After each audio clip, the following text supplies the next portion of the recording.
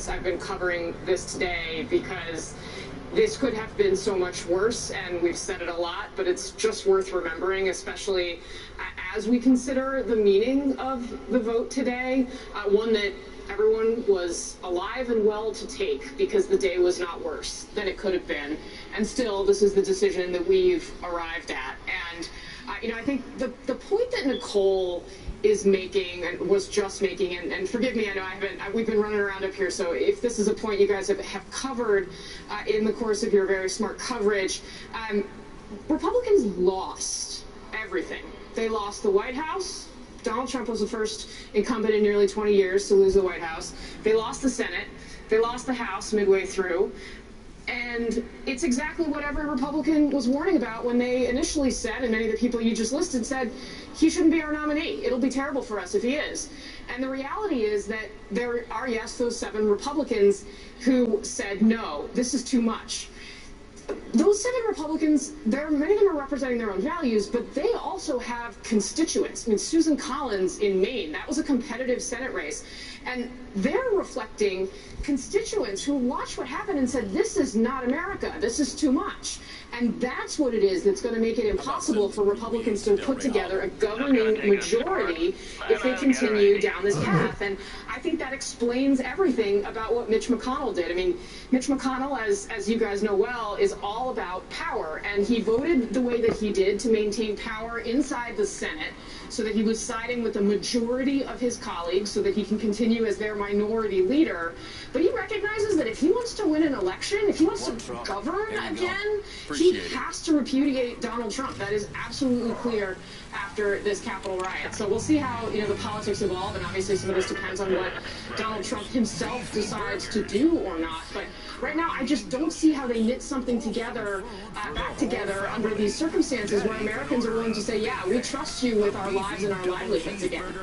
Casey, you're the one that has brought all of the emotion that building has gone through into your smart coverage of all this, so we're much more with you along. But I wonder if you can put that frame around what happened in these final hours of this week, because it seemed like late last night news broke that really fleshed out what had been sort of tangentially understood, this call between Kevin McCarthy and Donald Trump during the insurrection. I think the new piece that we learned was that they were screaming at each other, using profanity, and Donald Trump said, well, they care a lot more about the election than you do.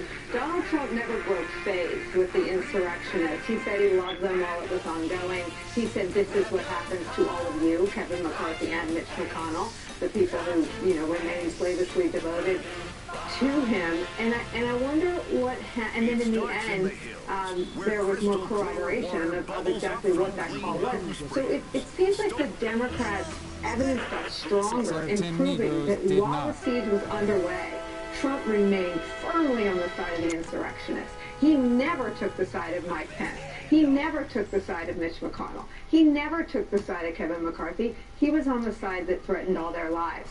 How does this not break in a calamitous way as we go forward from here? Greetings and salutations. Well, Nicole, the only thing I would say about today in terms of the frame of being here and how people are feeling up here is that everyone is exhausted. They are exhausted with the trial. They are exhausted with the reality that we have been dealing with for 4 years, where the president, the former president, takes step after step, each step a little farther away from what we know to be normal, and each time Republicans react in the same way, which is to either say nothing about it or to blame other people, the media or whoever it is that is against him. And Republicans, I think, are exhausted by it. I spoke briefly to Mitt Romney in the hallway. We had a private conversation that I don't want to share, but it's clear that he and Richard Burr, Bill Cassidy were all talking before they were heading out onto the floor, and there's a real frustration about how even inside the party things have gone down, and they're tired of living in it. And this day to day, Nicole, I'm curious actually if you feel this way too, because for me it almost feels like a last day in a way that I wasn't completely expecting. Our last day of putting microphones in people's faces and saying, when are you going to condemn Donald Trump? When are you going to say that this is not the right thing to do or say? Because the answer is they ransacked the Capitol, and here we are. He's been acquitted.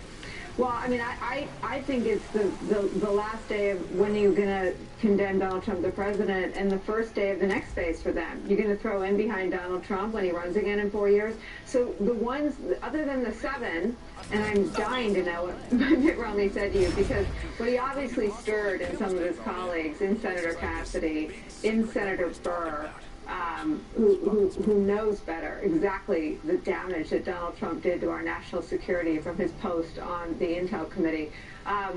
What he stirred is reality and courage and an acknowledgement that Donald Trump is a threat to the future of the country. Donald Trump is a threat to the future of the Republican Party. So this may be the last time you have to chase them and get them to say no comment to a White House, Donald Trump, but it's the beginning of the next phase where they're going to have to weigh in on candidate Trump, who's going to head to Iowa before too long.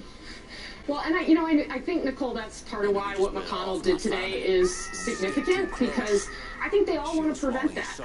And I think that's true of all the candidates who want Donald Trump supporters behind them, Josh Hawley, Ted Cruz. They don't, to your point, they don't want to have to compete with Donald Trump in Iowa. It's also true of people who want to win back the Senate and who know that they have to do it with suburban women who are so incredibly turned off by everything that's happened over the course of the last 4 years. But here's the reality, Nicole, is that there is a difference in the White House. There is no reason to cover what Donald Trump is doing every minute of every day, because get in the car. Criticize the media for covering him. Get in the car. The nuclear codes. You can't ignore the guy with the nuclear codes. You can't. But he doesn't have the nuclear codes anymore, and Biden's in the White House. That's where the focus is, and you can feel that up here. Yeah. People are ready to shut the book on the Trump. Not me. They want to go forward, try to figure out what the hell happens next. Forgive my language, but everyone's feeling a little beaten down, a little wanting to move on to the next phase. I think it's true for members in both parties. And as much as I know there was pressure to call witnesses and find out new information, I think you and I both know that it doesn't want to be ignorant. It doesn't matter. Since you want to be ignorant. This is what was going to happen in the end. And I think them stipulating that at the end is affirmation for the Democrats, who are getting a lot of heat, I think, from a lot of Democrats for not calling it witnesses. Thank you, Casey, so much for your extraordinary reporting through the whole chapter. Thank you. Brian.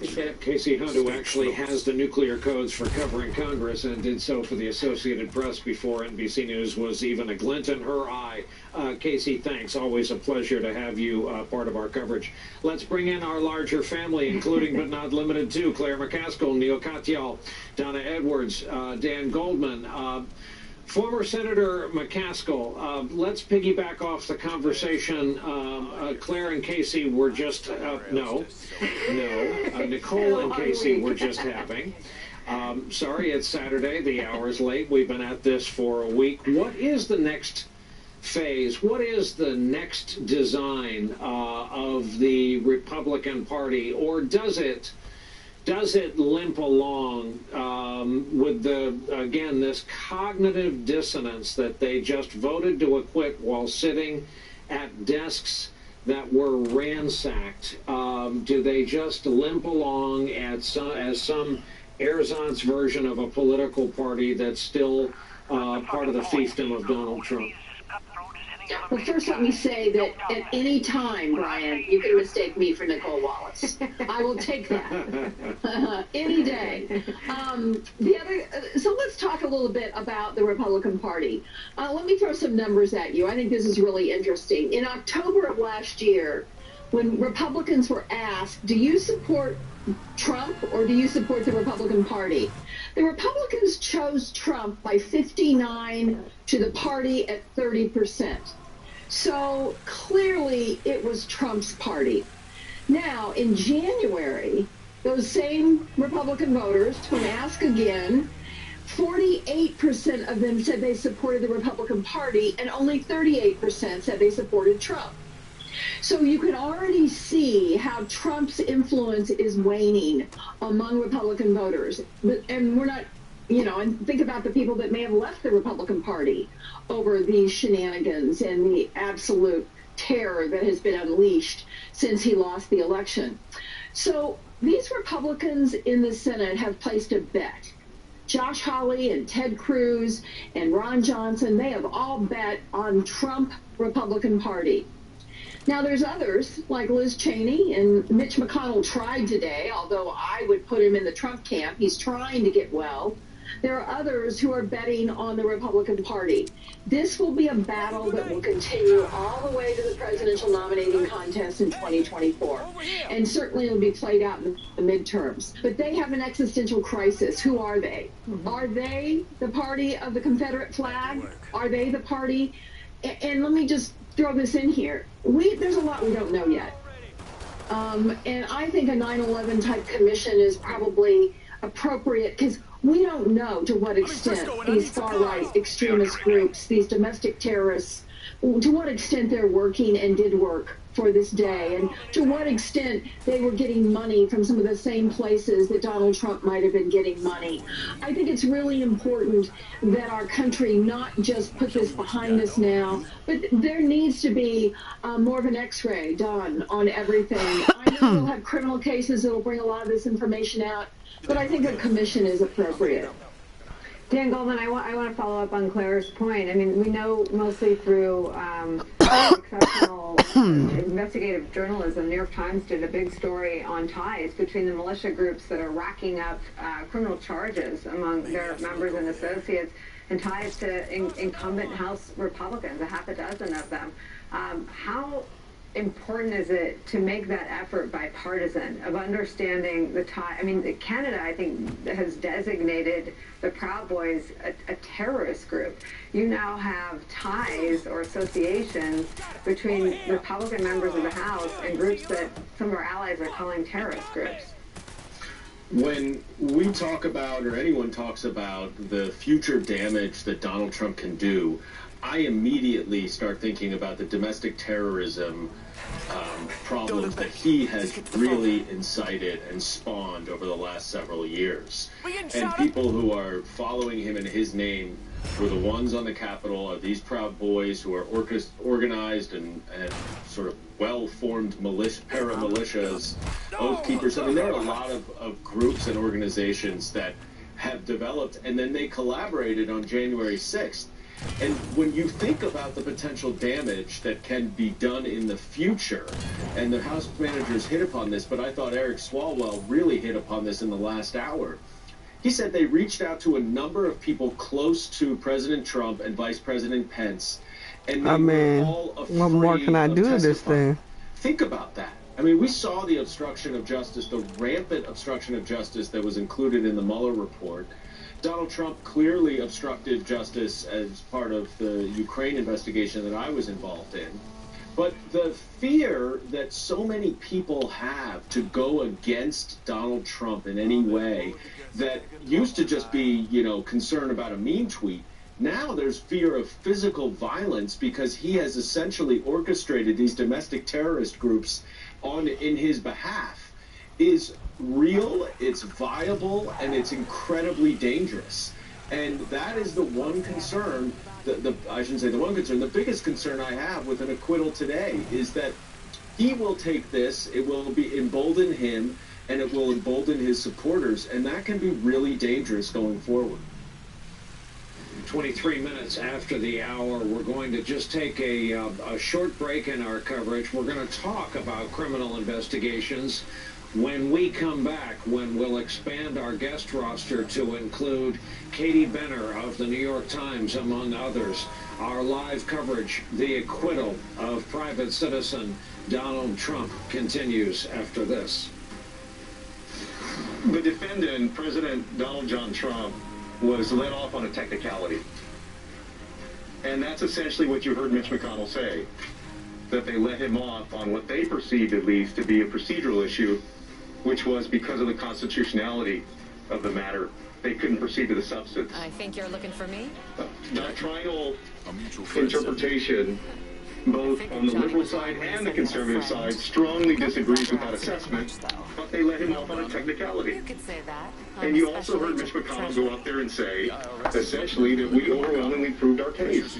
That substantively, Donald Trump is guilty of inciting an insurrection. From what I've been able to piece together, he finances the Southern Union. This is fucks affecting this somehow. Man, I'm after Remy Duvall to grab Kumar or some shit. Whatever the connection, it's deep, it's secret, and it's bringing you a lot of money. Much more than you'd expect from territory like Frisco Fields. Bureau looked into it for a while, but no one's talking about it. I get my hands on one of those bastards. I want to have kids so bad. I thought as much. Only other lead I have is that the Southern Indians got stashes of propaganda scattered around the neighborhood. Might not seem like much, but you hit those, you get the attention of the people. Why can't we be kind? I'll be back once I have something actually. No one's really talking around here. I think you're going to have to get to Chester's people directly. We are not two. We are one. My body is truly powerful. I have the power to lower my A1C. Because my body can still make its own insulin. And Trulicity activates my body to release it, lowering my blood sugar from the first dose. Once weekly Trulicity responds when my body needs it 24/7. Trulicity is for type 2 diabetes. It's not insulin. It isn't for people with type 1 diabetes. Don't take Trulicity if you're allergic to it. You or your family have medullary thyroid cancer or have multiple endocrine neoplasia syndrome type 2. Stop Trulicity and call your doctor right away if you have an allergic reaction, a lump or swelling in your neck, severe stomach pain, changes in vision, or diabetic retinopathy. Serious side effects may include pancreatitis. Taking Trulicity with sulfonylurea or insulin raises low blood sugar risk. Side effects include indigestion, fatigue, belly pain, decreased appetite, nausea, diarrhea, and vomiting, which can lead to dehydration and may worsen kidney problems. I have it within me to lower my A1C. Ask your doctor about Trulicity. New year, new me. See, I died, then came back, and now I have a new perspective on life. So instead of spending millions on this stuff during the big game, now, I'll admit right now that this crazy game is still one of the best goddamn roller coasters I've ever been on, for true. But everything about how that park was put together should have been any sensible person, black or otherwise. From the big-lipped, buck-tooth voodoo priest to the white savior tasked with saving the poets and visitors in the legend of the road ride.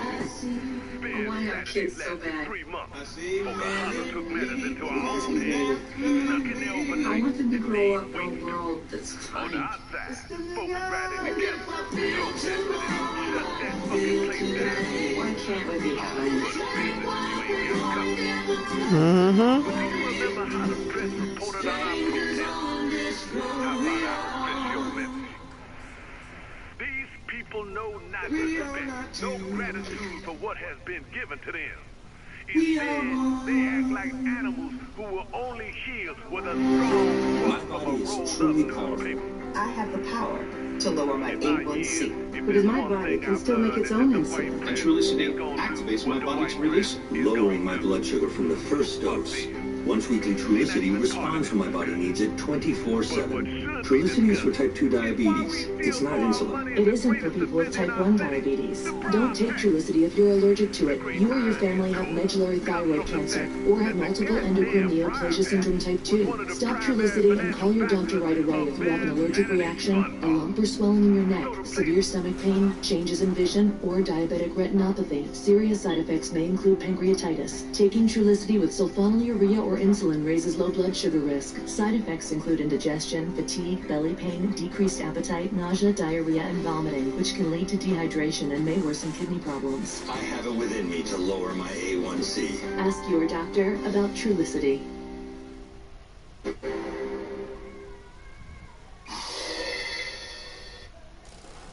We believe that we have shown that this president is a disgrace to our country. Mitch McConnell himself said that. These senators have decided to hang their hat on jurisdictional grounds which are not based in the evidence, which are not based on the facts, and they will have to be judged for that. We have done our duty to the American people. That was House Impeachment Manager Stacey Plaskett. She will join our friend and colleague Joy Reid live right here tonight at 9 p.m. as part of our continuing coverage of the Senate's acquittal of former President Trump. Now, despite the Senate's vote, Trump is not clear yet of legal trouble. News from the Wall Street Journal today that New York prosecutors are investigating 4 Manhattan properties owned by Trump. This is reportedly part of a larger investigation by Manhattan District Attorney Cy Vance into alleged insurance and bank fraud by the Trump Organization and its officers. It is separate from another investigation by New York Attorney General Letitia James into the Trump Org. This follows news this week that the Fulton County, Georgia District Attorney has launched a criminal investigation into possible election interference charges against the former president. All this is to say, Donald Trump's legal odyssey far from over. Joining our conversation, Katie Benner, who covers the Justice Department for the New York Times.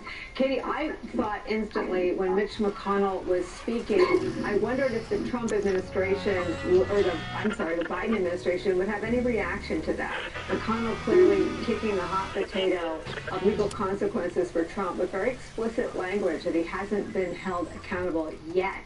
Do you think that puts more pressure on a Garland Justice Department to take a look at Trump's conduct? I think there's certainly going to be pressure on Garland's Justice Department, both by people on the Hill, but also by people inside of the Justice Department who are extremely upset that has not been accountability for Donald Trump. The ongoing investigations in New York are interesting because it's both a civil investigation and a criminal investigation. The problem is those things take a very long time to wind their way through the courts for the investigation to even come to a point where it could go to the courts. And so to me, I feel like facing justice in a way that holds him accountable for what happened, what he's impeached for, he is really unlikely. You know, Katie, I wonder, you've covered Bill Barr, some extraordinary reporting on the post-Barr Trump era at the Justice Department, and I wonder if you think that these New York investigations, or at least what we're hearing of them, represent things that might have been investigated by SDNY without the influence of Bill Barr. You know, I think that especially when it comes to things like looking at his lending practices and his tax practices, those can be federal crimes. So while I'm hesitant to say that they would have been investigated but for Bill Barr, I think that there's a way to say that federal tax crimes can be. I'm so sorry, that's my dog in the background. Hey, federal tax crimes. I've got a dog too. Let her in. Mine is quieter when I let her in.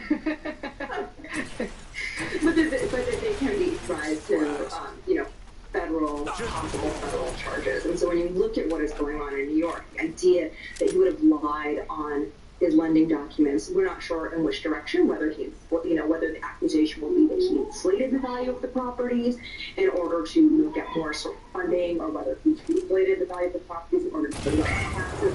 Those are things that have real implications at the federal level for investors. So loans have been securitized. People hold the loans. The risk of fraud could send people's portfolios down. It would certainly weigh on them. So yes, there is a way that this could rise to a federal charge.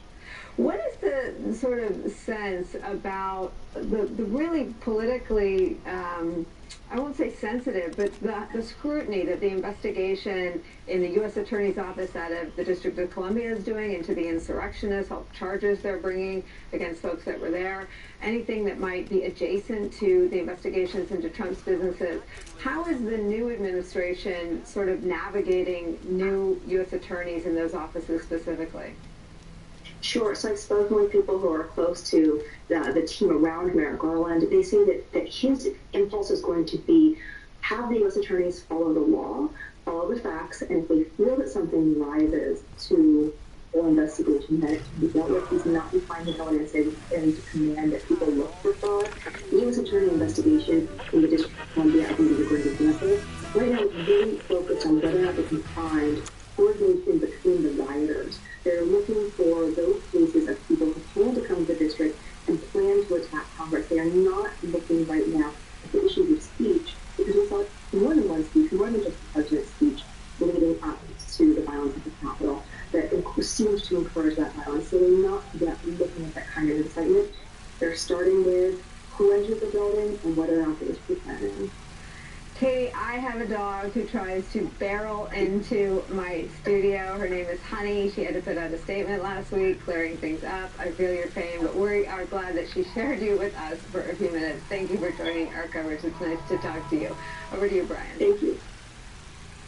Indeed, read Honey's statement with interest and regarded it as a four-legged walkback, very rare in public life.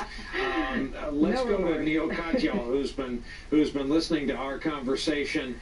Neil, about Donald Trump, disaffected, angry Democrats coming out of today's result are going to want things to happen.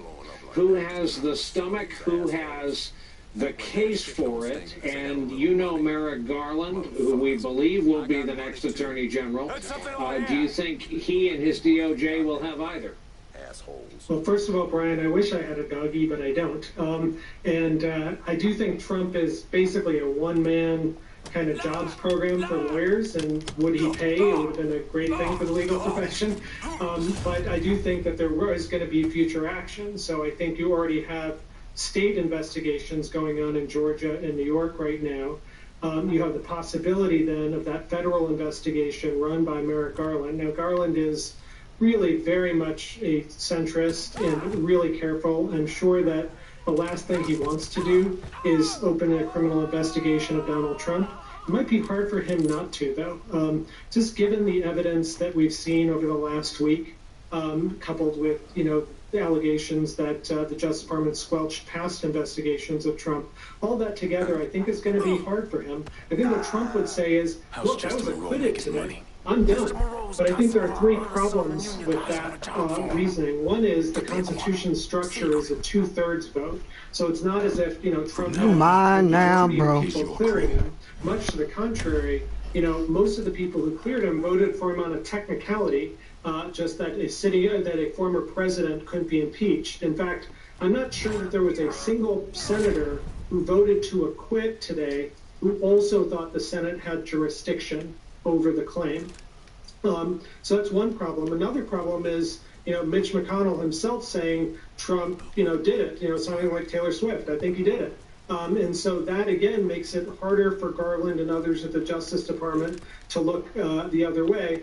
Then finally, it's interesting when you just think about who the senators were who voted to acquit Trump today. They basically come from small states. Ari Berman put a post out just now saying of the 57 senators who voted to convict Trump, they represent 76 million more Americans than the 43 senators who voted to acquit. So all that together means to me, today's vote, if anything, hurt Trump when you're looking at it through the eyes of criminal prosecution. I indeed saw that stat on the American population represented, and it is so striking. One final question from me, Neil, about your beloved Department of Justice. Like their brothers and sisters across town, the State Department, like smaller departments, the CDC comes to mind. The expression "hollowed move out my way, to describe the 4 years of Donald Trump. Certainly there's been a huge hit to morale and all the various departments at DOJ. Do you have faith that it is like a starfish, will grow back, and has already been through at least the start of the regeneration process? 100%, Brian. I can't tell you how excited people are at the department. The career folks who've been there trying to hold on for dear life. And then the new people coming in to a T are incredibly good. They're, by the book, serious people. And so there's a tremendous amount of excitement at the Justice Department. The one problem is Trump did burrow in some people, including into some high-level positions, taking political people and converting them into big, high-ranking career slots. And so that is going to be a problem for the department, but they're working its way through it. I've seen the acting solicitor generals already reversed some of the crazy Trump positions that were taken in the Supreme Court. So there's a lot of good that's happening right now with more to come. Neil, Brian, I want to bring back to our conversation Donna Edwards. And Donna, I'm listening to Neil, and I'm thinking about Katie Benner and all this that's before the new Biden administration. And I'm struck by Casey's point about exhaustion. And I wonder where you think that line is between continuing to try to hold Donald Trump accountable, something that hasn't happened in the last 4 years, despite noble efforts, and moving on, turning the page to our new president, who has none of the proclivities for drama or corruption or any of the things that people really are justifiably sick of.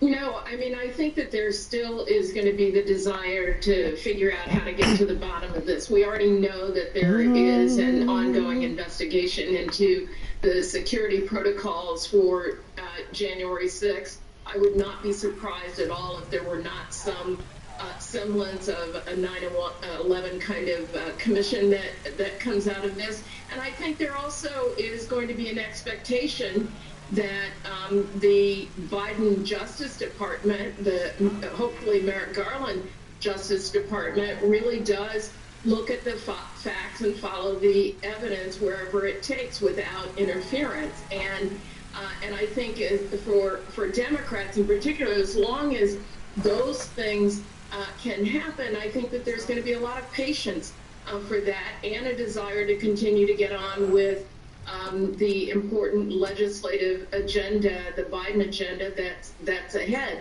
I would wanted to have asked Eric Swalwell because I think it's an important question. I've heard from so many members of Congress who are loath to work with those who supported 139 who supported the objection to the electors. I don't know how that really plays out over the long term in the committee process, but I think that it is a real sort of danger that is going on in the House right now. And I don't know how that plays out in the Senate. Obviously, Senator Tester said something else, but I think it is hard to look at your colleagues in the face and know that they ignored the Constitution and that they didn't care enough about their fellow colleagues and the Lucky I got people to kill right now. Protect democracy.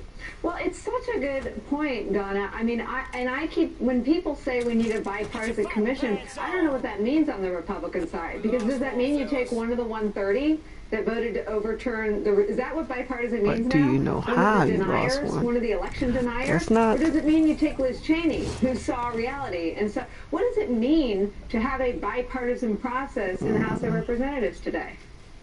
Well, it may mean, in terms of a commission, taking it outside of the Congress and finding people. There were plenty of Republicans, former members of Congress and others outside of the Congress who really do support the Constitution and were very concerned about the road down which Republicans were going. What it means inside of the Congress, look, on the House side, they can pass legislation with only a handful of Republicans if they need them. On the Senate side, it may mean something different. But I don't think that Mitch McConnell is going to be giving any quarter when it comes to Biden's agenda. And so I don't think that we should be fooled by either what he said on the Senate floor today or otherwise. And I think Nancy Pelosi had it exactly right. Don't be confused by the guy you asshole. Carrying one racist fuck in one hand and a bag and a coin in the other. I would have blown you up. You lucky you were trying to beat up black man. Because he believes in power, and so the senators are going to have to figure that out. Former Congresswoman Donna Edwards, our thanks for that. We are also very excited after this break. We're going to bring in one of the people who, for a lot of us, was the narrator of this impeachment process. Every day, about every hour or so, sometimes more than that. The great historian and author Michael Beschloss will be our guest after this. Trump took actions that further incited the insurgents to be more inflamed and to take even more extreme, selective, and focused action against Vice President Mike Pence. Former President Trump also, as described by Congressman Butler's notes, refused requests to publicly, immediately, and forcibly call off the riots. And when he was told that the insurgents inside the Capitol were Trump supporters, the president said, quote, "Well, Kevin, I guess these people are more upset about the election than you are."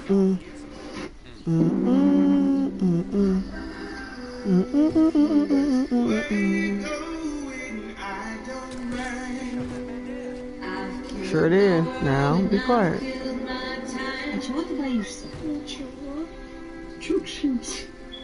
Olukta milliyetke handhaldım want to have kids so bad. I want them to grow up in a world that's kind.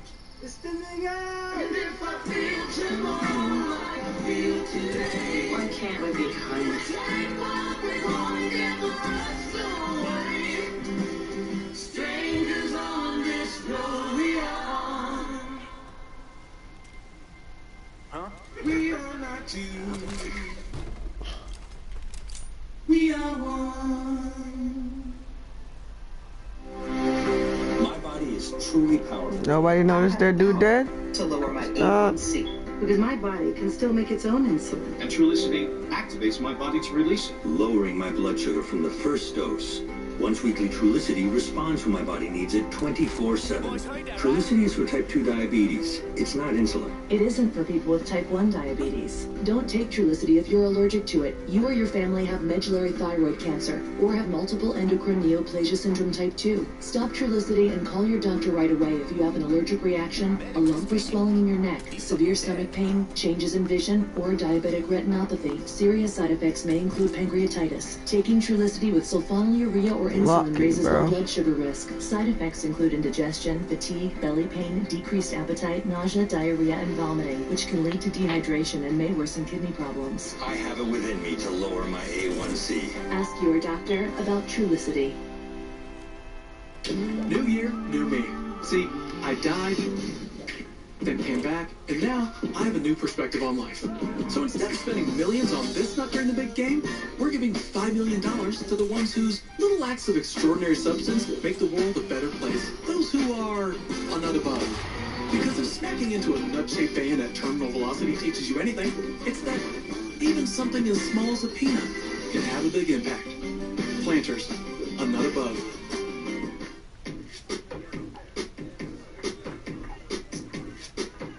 Here's to the doers. To all the people who realize they can do more with less asthma. Thanks to Dupixent, the add-on treatment for specific types of moderate to severe asthma.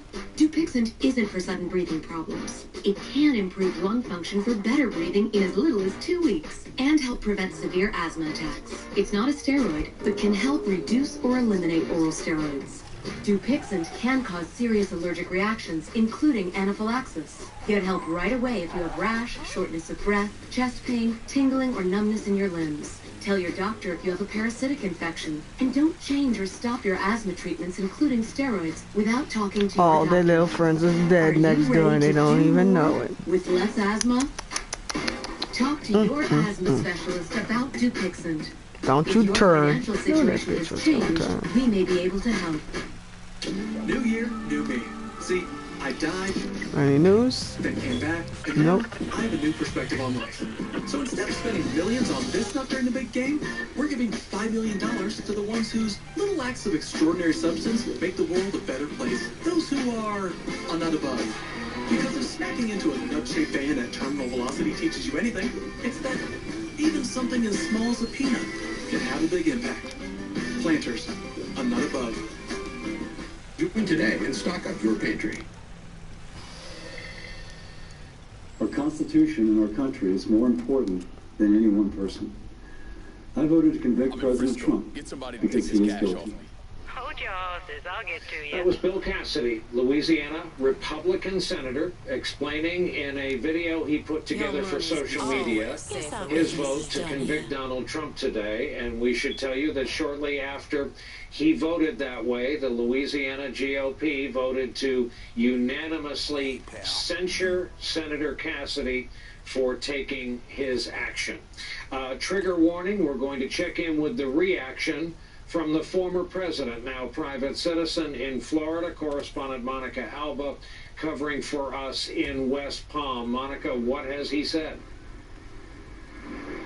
Well, this is one of the most lengthy statements that the former president has released since leaving office, Brian. This is really uncharacteristic of Donald Trump, the fact that he hasn't made a ton of on-camera appearances. He hasn't even done media interviews or called a press conference at Mar-a-Lago, which is not too far from here, because his aides and allies, while this trial was unfolding, essentially told him, don't mess it up by opening running your mouth. And we urge you not to weigh in on anything because that could potentially derail what they assumed was an all but assured outcome of an acquittal. Now that we have reached that point, we did see this very long statement from Donald Trump. In fact, they hit send on it before the trial itself was even concluded and finished, just after that vote tally was being finalized. And very notably within it, the former president says that the historic and patriotic movement that he is responsible for starting has only just begun. That's a line that really stood out to me.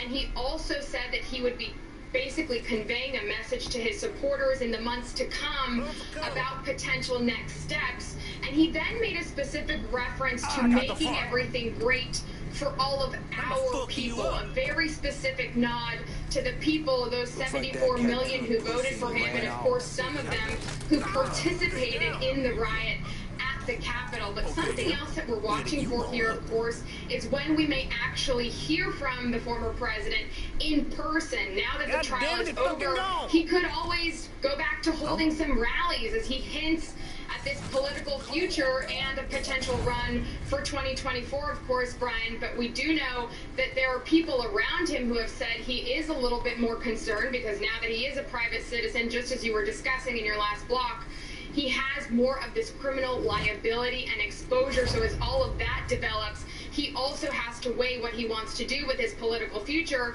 But we also know the other piece of this is that they started fundraising almost immediately after this second acquittal. So they are lining all of these things up, not just for a potential second run for the presidency again here after losing last November, but also this question of whether they're going to use their money to try to fund primary challenges against Republicans who voted against him. That's something that the Trump team has signaled they're very interested in supporting. Monica Alba with the former president, West Palm, Florida, a short drive from Mar-a-Lago. Thank you for that. As advertised, let's bring in the historian and author Michael Beschloss. And Michael, you've been invoked in that several people today have used the phrase history will judge those who voted to acquit, just as history will judge the now former president. It strikes me you are history, so we should ask you, how will history, for example, follow Hawley and Cruz arriving in New Hampshire and Iowa with their barn jackets and Ivy League degrees, insisting on how relatable they are? Aren't they counting on history to have a short memory? I think they are, and I think they are out of luck. These are two people who had the most privileged backgrounds in the United States. They had wonderful educations, and they paid it back by contributing to a president who was inciting an insurrection that almost took down democracy on the 6th of January. And if we're talking about history, Brian, let's think about 50 years from now. Maybe someone will say there's some good things that Donald Trump did that, you know, required 50 years to understand them. That may be true. But if I had to name just about the worst thing that a president of the United States could do, it would be to incite an attack on Congress, on the Capitol, that almost caused assassinations, hostage crisis, the suspension of the 2020 inauguration of Joe Biden. That could have happened. This could have cost us our democracy. There's nothing worse that a president can do, and that will always be the most important thing to know about Donald Trump. You know the backstory, Michael, of the phrase in the English language that was applied to our politics, the center holds. You and I have also lived long enough to see the center no longer hold. The nation almost didn't hold together, as you pointed out, the night of the 6th, how close a call we have been through. What do you think we're in for? How will opinions of this migrate if there's still a center, definable political center in this country? It's okay. Well, I think first of all, I see Donald Trump not as this Goliath political figure that some people think of for 2024. I think that within I don't do racist. 6 months, he's going to be so beleaguered by his personal financial problems, possible by criminal indictments, probably by other legal problems. He's going to be overwhelmed, with racists. most likely, I believe. And if that happens, he's not going to have the time or the energy to do things like, think about what he's going to do in the midterm campaign next year, what he might do in the presidential election of 2024. I think longer term, what he has opened the door for is another authoritarian who can come along and wreck democratic institutions in the same way that he tried to do for 4 years, and maybe have another attack on the judicial branch or the legislative branch, as there was on the 6th of January. The point I'm making is that if you look at history, coup d'etats that Chicken nuggets, bro. are usually preceded by coup d'etats that failed. And what I'm really worried about is that some future president who, let's say, loses re-election may say, Donald Trump was able to incite an attack on Congress to stop the counting of the ballots. His attack failed, but Congress didn't even convict him for doing that. Only 57 votes. That person might be encouraged to do that in the future. Don't tell me I'm back. It might succeed. That's what I'm worried about. Michael, the relationship between a president and the vice president runs from the very like a pickup truck. President Biden and former President Obama and former Vice President, now President Biden, are example of that, to the Chile and not so close. But is there any example in history of a president being indifferent to and endangering the life of their number two? No. Nicole, of all the things I never expected that you and I would be talking about, a president who not only unleashed an attack that almost had his vice presidents killed, but while it was underway, showed no inclination to use law enforcement to try to stop it, never called the vice president or his family to say, I'm sorry, how are you doing? I mean, this is something we never expected to see before. It's almost beyond reality, but here it is. Nicole, you have seen close at hand, and we've all read about these difficult relationships between presidents and vice presidents. They've never gotten to the point of a president who almost had his number two murdered. Unbelievable. Nothing stronger than the cabal of historians. How many of you have altered plans for your next books, Michael? Brian, I would be very happy not to think about Donald Trump for a very long time, but I do believe that this is an important moment in history, and the 6th of January was a really important moment, and whether we write books about it or not, I think all of us have to meditate on what almost happened and make sure that it never happens again. Make sure that door is locked. No pressure, but all of your readers are counting on all of you. Michael Beschloss, our thanks, and again, our thanks for narrating this crisis we have just been through. Speaking of the crisis we have just been through, Nicole and I want to thank all of the contributors on the air and off who have helped us through all of this coverage. At the top of the hour, live coverage continues with our friends Ari Melber and Stephanie Rule.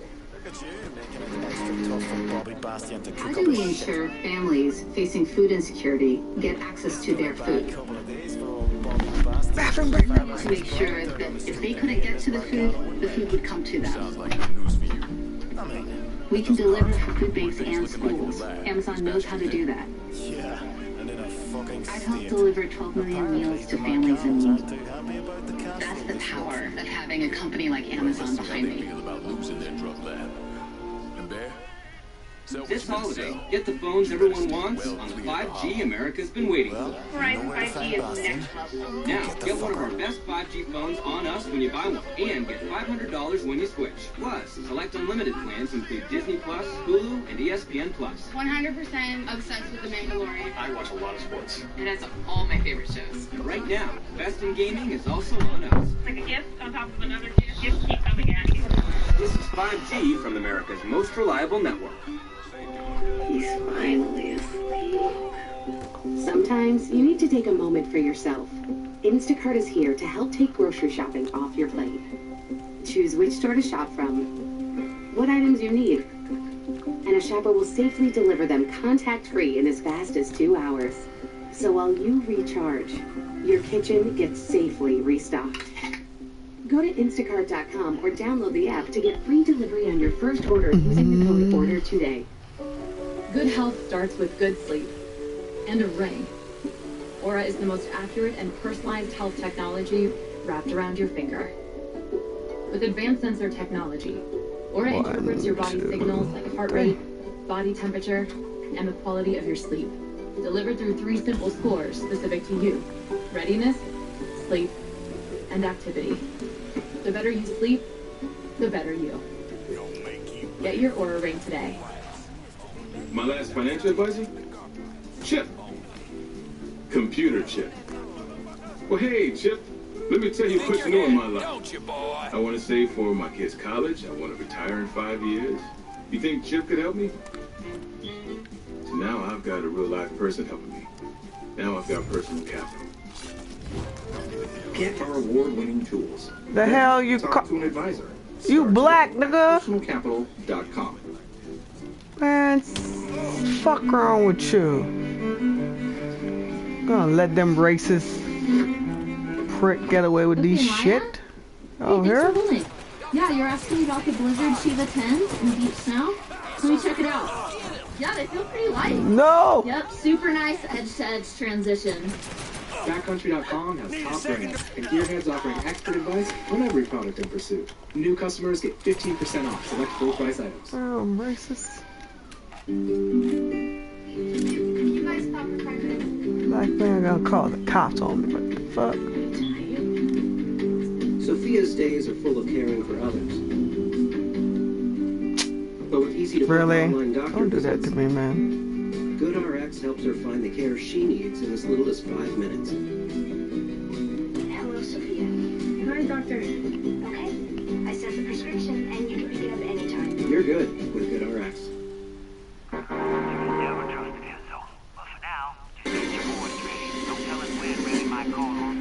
Good evening, I'm Ari Melber, who alongside Stephanie Wu will be with you for the next 2 hours as we continue our breaking news coverage of the Senate's acquittal of Donald J. Trump. This afternoon's vote, 57-43, 7 Republicans siding with Democrats voting to convict the former president. After 5 days of legal arguments and presentations, few, if any, minds were changed. But it was still the most Color people can come in your store. I ain't gonna rob you, in bro. American history. Majority Leader Chuck Schumer, shortly after the vote was final, said this. Because if lying about the results of an election is acceptable, if instigating a mob against the government is considered permissible, if encouraging political violence becomes the norm, it will be open season on our democracy. That was no surprise. No, that was what we expected from Senator Schumer, and yet it was this moment from Senate Minority Leader Mitch McConnell that's now drawing fire across the nation tonight. This was minutes after voting to acquit Trump. McConnell giving a damning speech about the former president.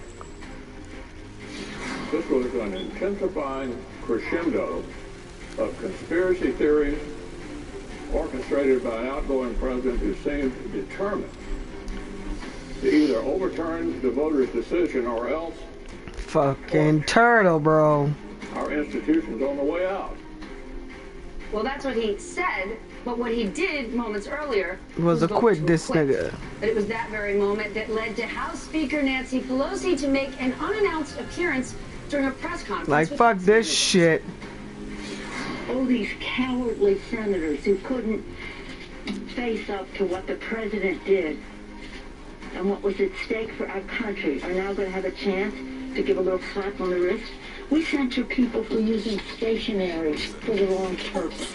We don't censure people for inciting insurrection that kills people in the Capitol. That's right. That's the takeaway of how it ended, and that was expected to many. But the way the day started was not. House Democrats called for and won a surprise and potentially pivotal motion to add witnesses to this trial, which would have extended it by a week or more. But then, a flurry of backdoor and backroom negotiations led to Democrats pulling back. Here is one House manager trying to explain why. All right, black folks. We could have had 5,000 witnesses, and Mitch McConnell would be making the same speech. We have a lot to get into, and I want to begin our coverage with exactly what we heard legally in the closing arguments. We're joined by Carol Lamb, former federal prosecutor and NBC News legal analyst, David Korn, Mother Jones Washington bureau chief, and NBC analyst, and Michael Gordon, a former official at the Justice Department in the Clinton era. David, I want to begin with you because you have tracked so much in this Trump era and beyond, and you have a new piece out tonight that really captures the way a lot of people may be feeling.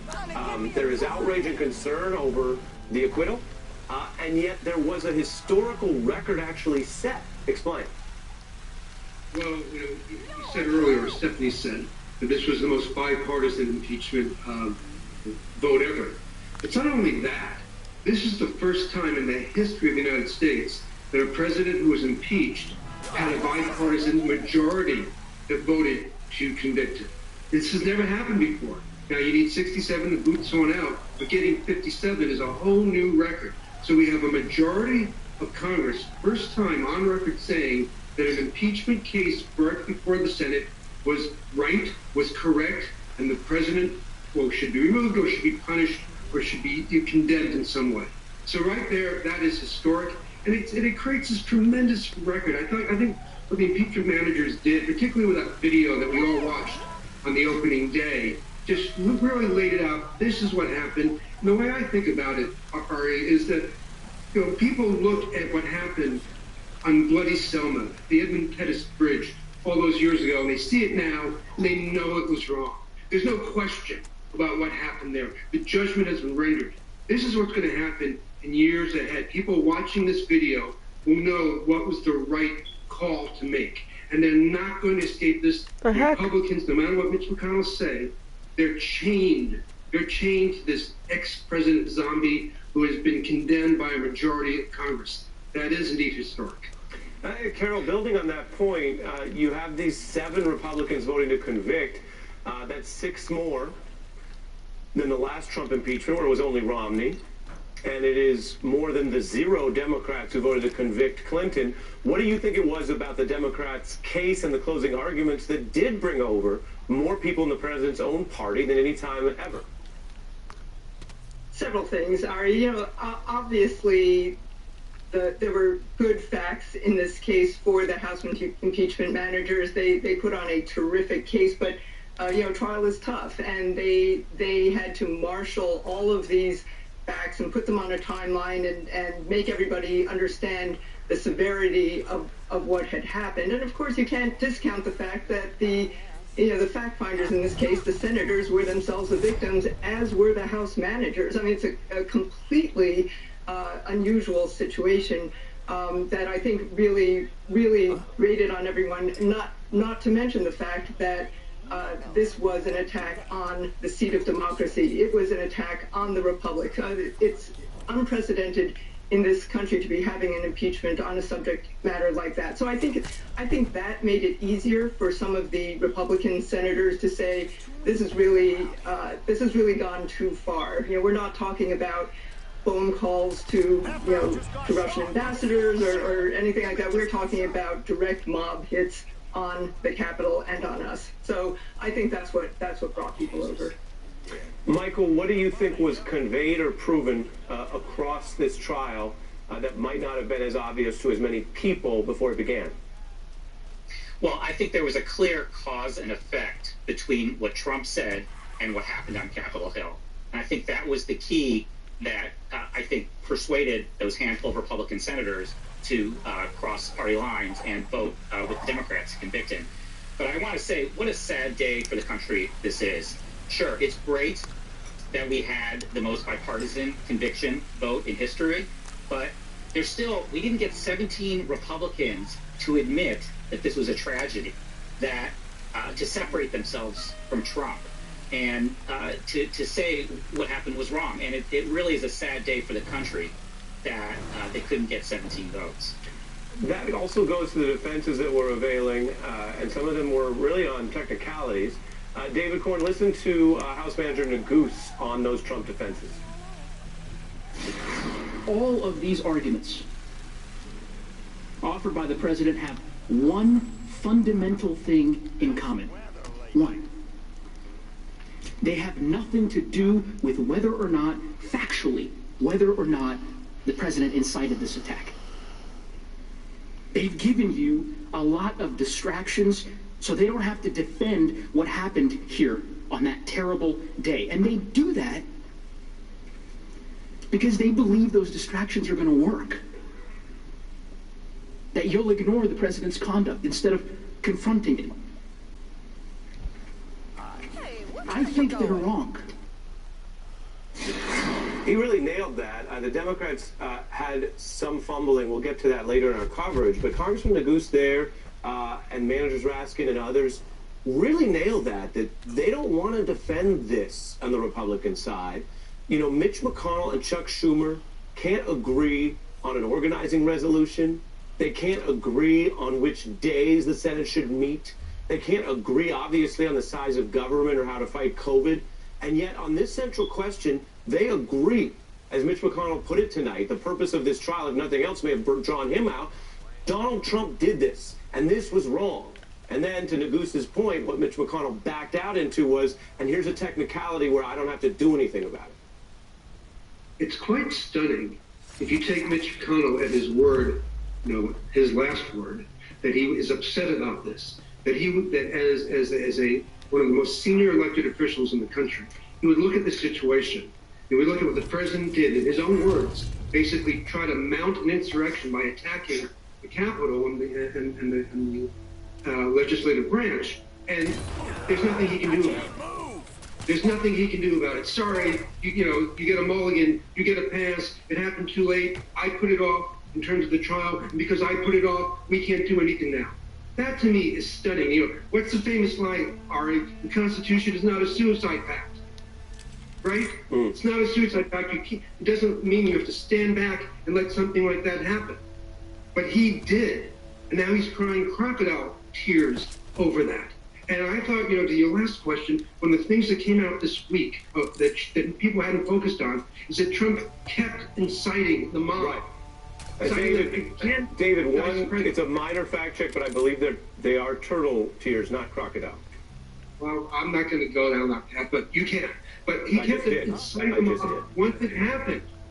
Once it happened. Yeah, I have to say, I just want to say, like, well, let me say, so let's David finish his point. The turtle being a reference to the self-described Grim Reaper. I mean, Mitch McConnell gives himself nicknames, so we also traffic in them. But I'll let David finish the point that he wants to make. Michael, I'll let you build on McConnell, and then Stephanie Ruhle is going to bring us into another political angle of all this.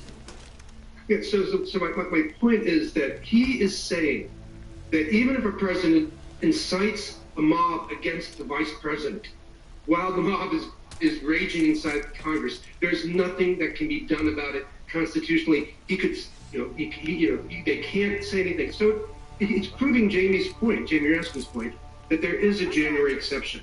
This is a complete dereliction of duty. It's saying, almost straight with what he accuses Trump of doing. It's quite shameful. Michael.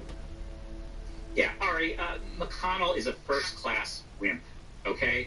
He is judged on his actions, and his votes are his actions. His words mean nothing after voting to acquit that guy. Just get to the phone. After all that happened. So the fact that he's trying to have his cake and eat it too, it's going to fall on deaf ears across the political landscape, across their corporate donors. It's not. He's trying to make up ground for the vote he cast. It's not going to work. Yeah, I think that's a fitting point, particularly because this was a trial that was being adjudicated. It was a constitutional process, not a conventional trial. But in a trial, what matters, the only thing that matters to the jury is how you vote. And if the jury wants to give speeches on the side and then vote to undercut them, well, it's the vote that counts. As mentioned, we have a lot in our special coverage. We're going to keep it moving. I want to thank Carol, David, Michael, and turn it over to my colleague, Stephanie. Thank you. Are you done flapping your nerdbird wings? my nerdbird? Your nerdbird. A crocodile, a turtle. If I was going to be honest, I would say probably not. Well, there you go. Now let's head to Capitol Hill, where we talk about the political implications of the president's acquittal. NBC News national political reporter Sahil Kapoor joins us now. Sahil, basically minutes within hours of this acquittal, we saw Bill Cassidy, Republican from the state of Louisiana, who voted, who found the president guilty. The GOP in his state unanimously voted to censure him.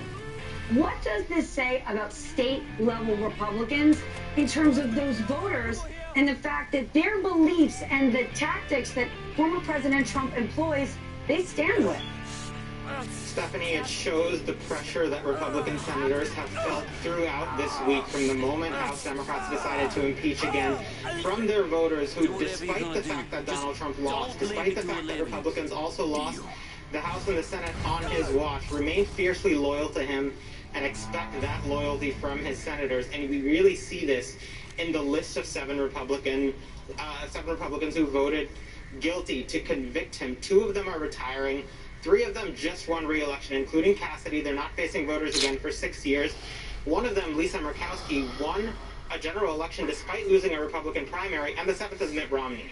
So all the other Republicans who are running for re-election in a couple of years and want to face voters again knew that they were going to be looking at a situation that Bill Cassidy is dealing with now, where Republican state parties and voters back home would punish them if they took the step of finding Trump guilty.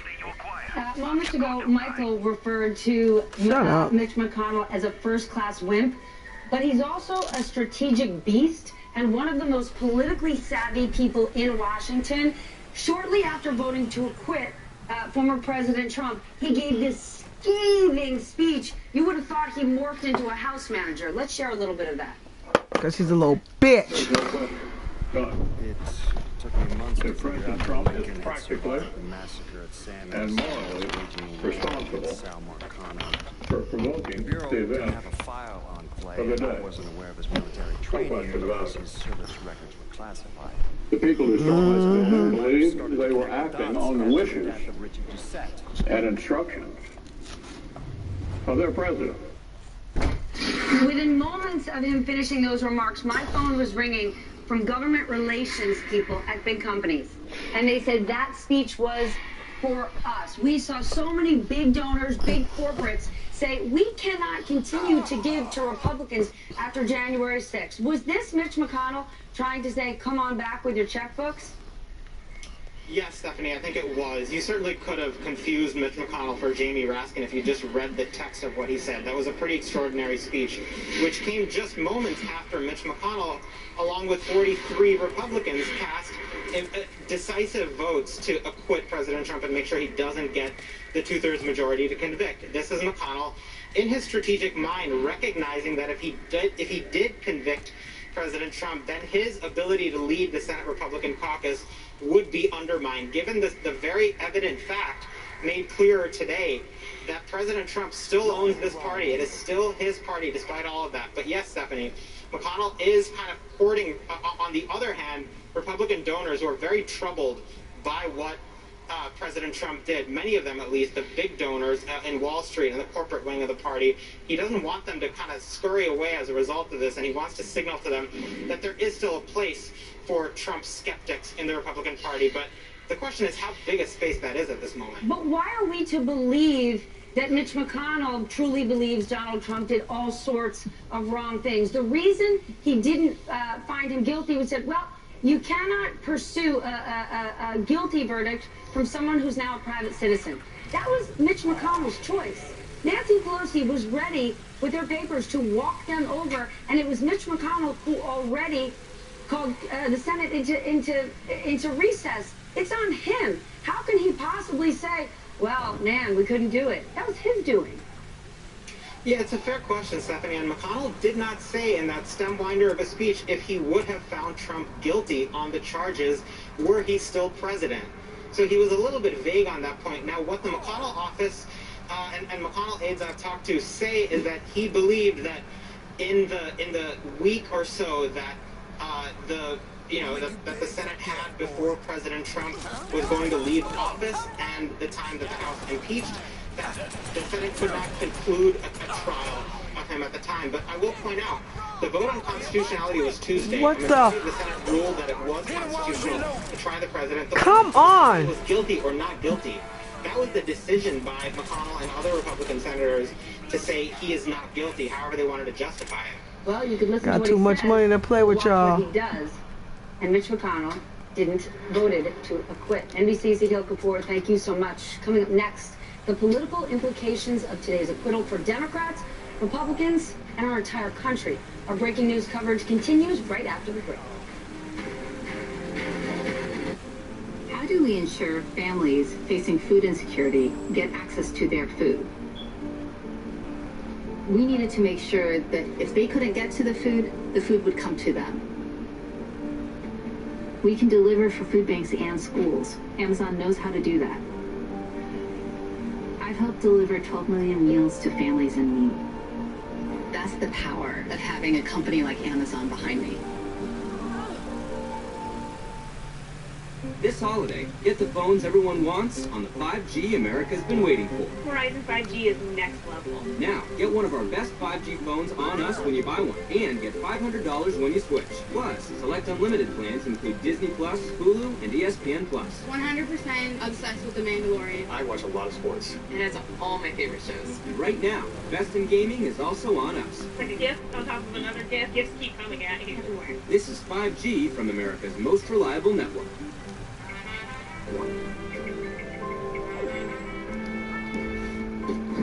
Hinge wants you to meet someone great. Even if it destroys us. Because when you find the real thing, you won't need us anymore. Which is kind of the point. Hinge, the dating app designed to be deleted. We know you've got your hands full at home. I'm building a spaceship. So Instacart is here to help make grocery shopping a little easier. Choose which store to shop from, what items you need, and how you want them. And a shopper will safely deliver them contact-free in as fast as 2 hours. Because between teaching, cooking, and parenting, you could use one less job to do. Go to Instacart.com or download the app to get free delivery on your first order using the code ORDER TODAY. How do we ensure families facing food insecurity get access to their food? We needed to make sure that if they couldn't get to the food would come to them. We can deliver for food banks and schools. Amazon knows how to do that. I've helped deliver 12 million meals to families in need. That's the power of having a company like Amazon behind me. This holiday, get the phones everyone wants on the 5G America's been waiting for. Verizon 5G is next level. Now, get one of our best 5G phones on us when you buy one, and get $500 when you switch. Plus, select unlimited plans include Disney+, Hulu, and ESPN+. 100% obsessed with The Mandalorian. I watch a lot of sports. Everybody dies. Right now, Best in Gaming is also on us. Like a gift on top of another gift. Gifts keep coming at you everywhere. This is 5G from America's most reliable network. Most Monday ever. Case of the Mondays. Just open the Instacart app to shop all your favorite stores. Get I'm gonna help you, alright. comfort foods and household items delivered Sorry, in ladies. as little as 2 hours. I'll get it right to your door with safe contactless delivery. Surprise! Download the Instacart app today or visit Instacart.com to get free delivery on your first order.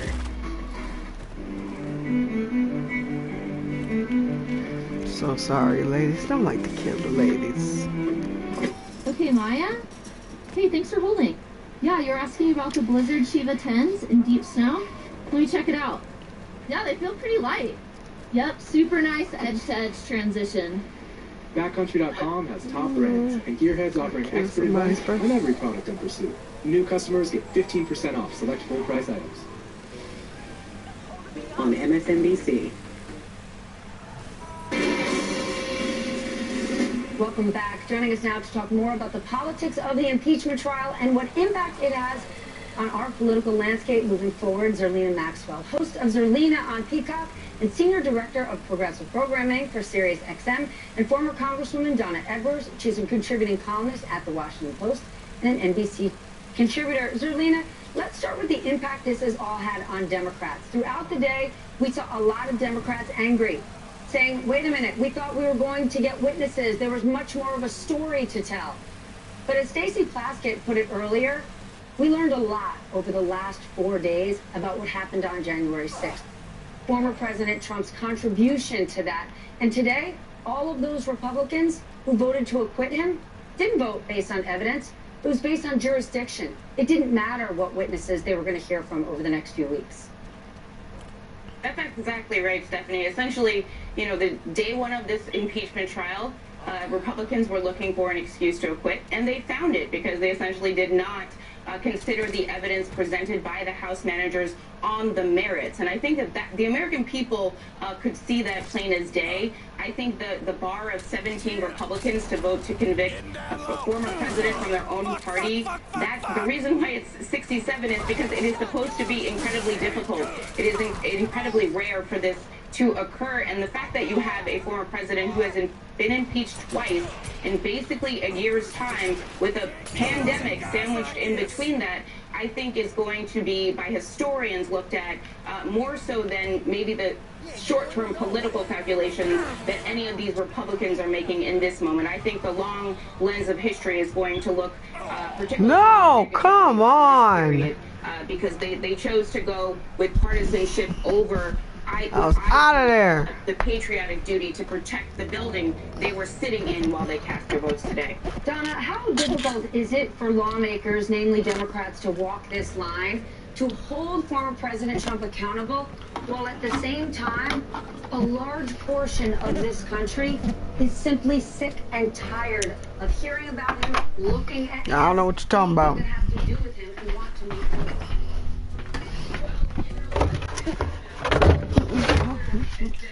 Okay. And I think Democrats will move forward, especially on COVID relief, on economic relief.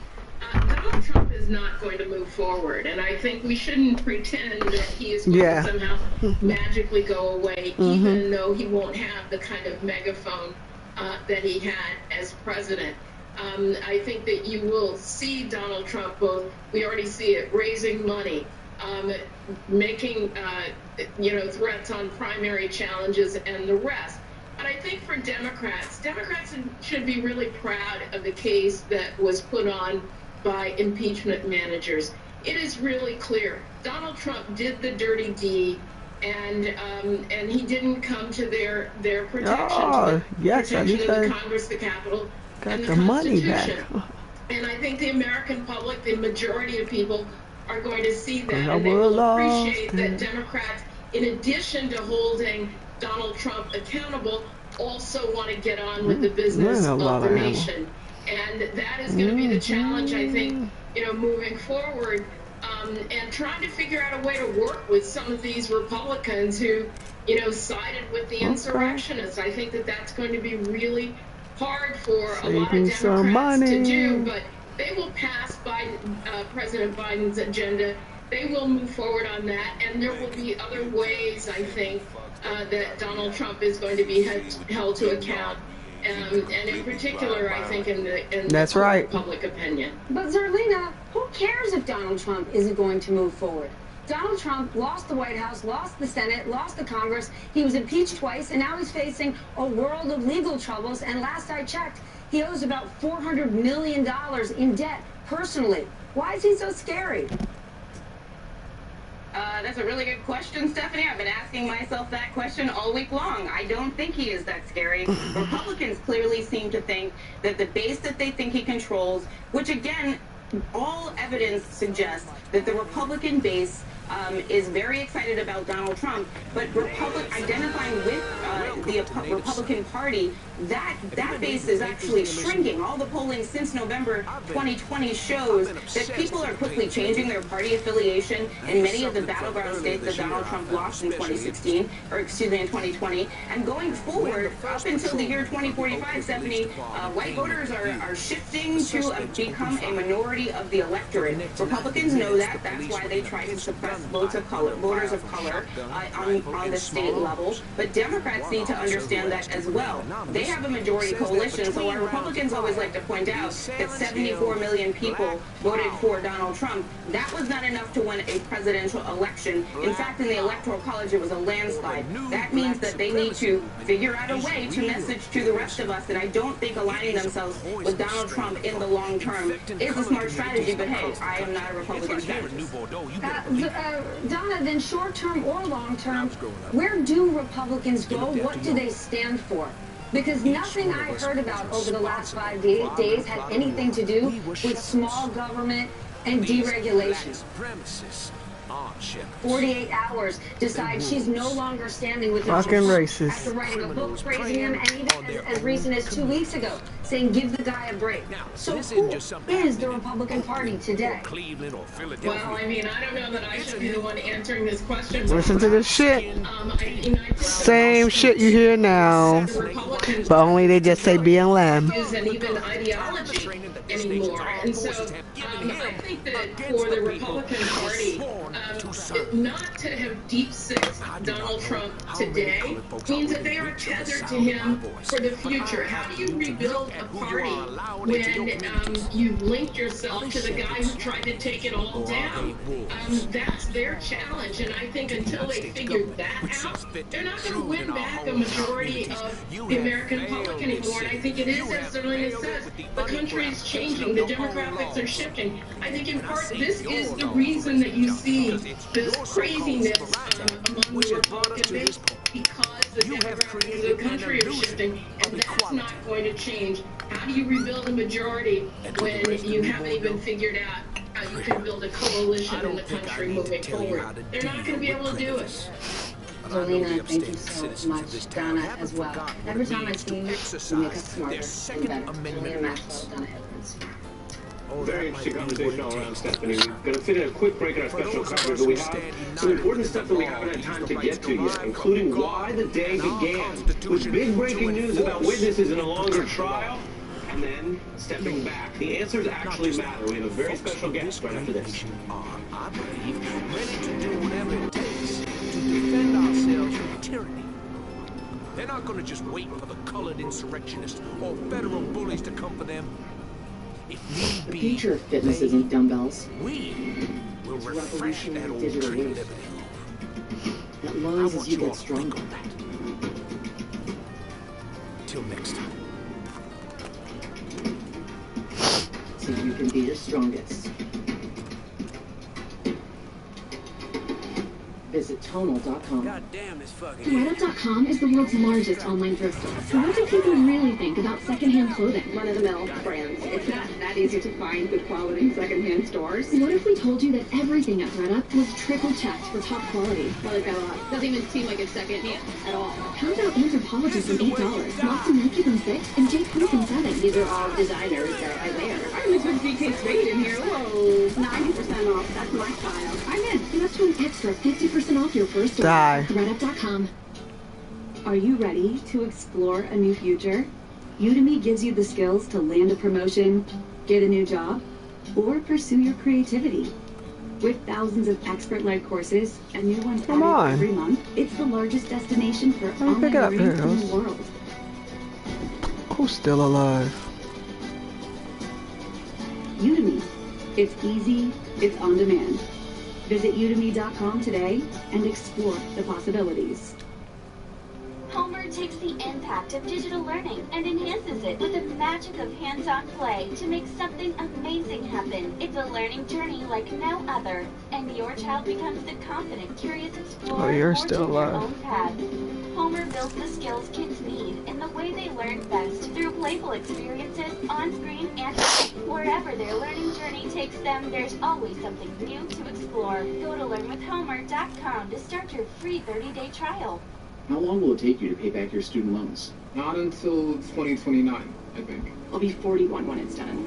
I'll be like old. I guess I'll celebrate by going to the moon. Refinancing with Splash saved me a lot of money. It almost cut my rate in half. Splash had really low rates. There were no application fees or any weird hidden fees. Now that I refinance with Splash, Sputnik. I know I'll finish paying off my student loans way sooner than later. I feel better about my student loans. Visit splashfinancial.com today. How long will it take you to pay back your student loans? Not until 2029, I think. I'll be 41 when it's done. I'll be like old. I guess I'll celebrate by going to the moon. Jesus. Refinancing with Splash saved me a lot of money. It almost cut my rate in half.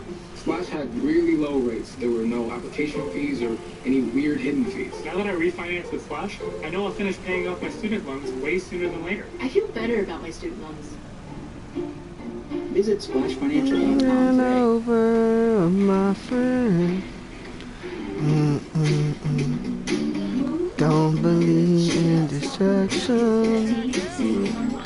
Shut up. 5-0.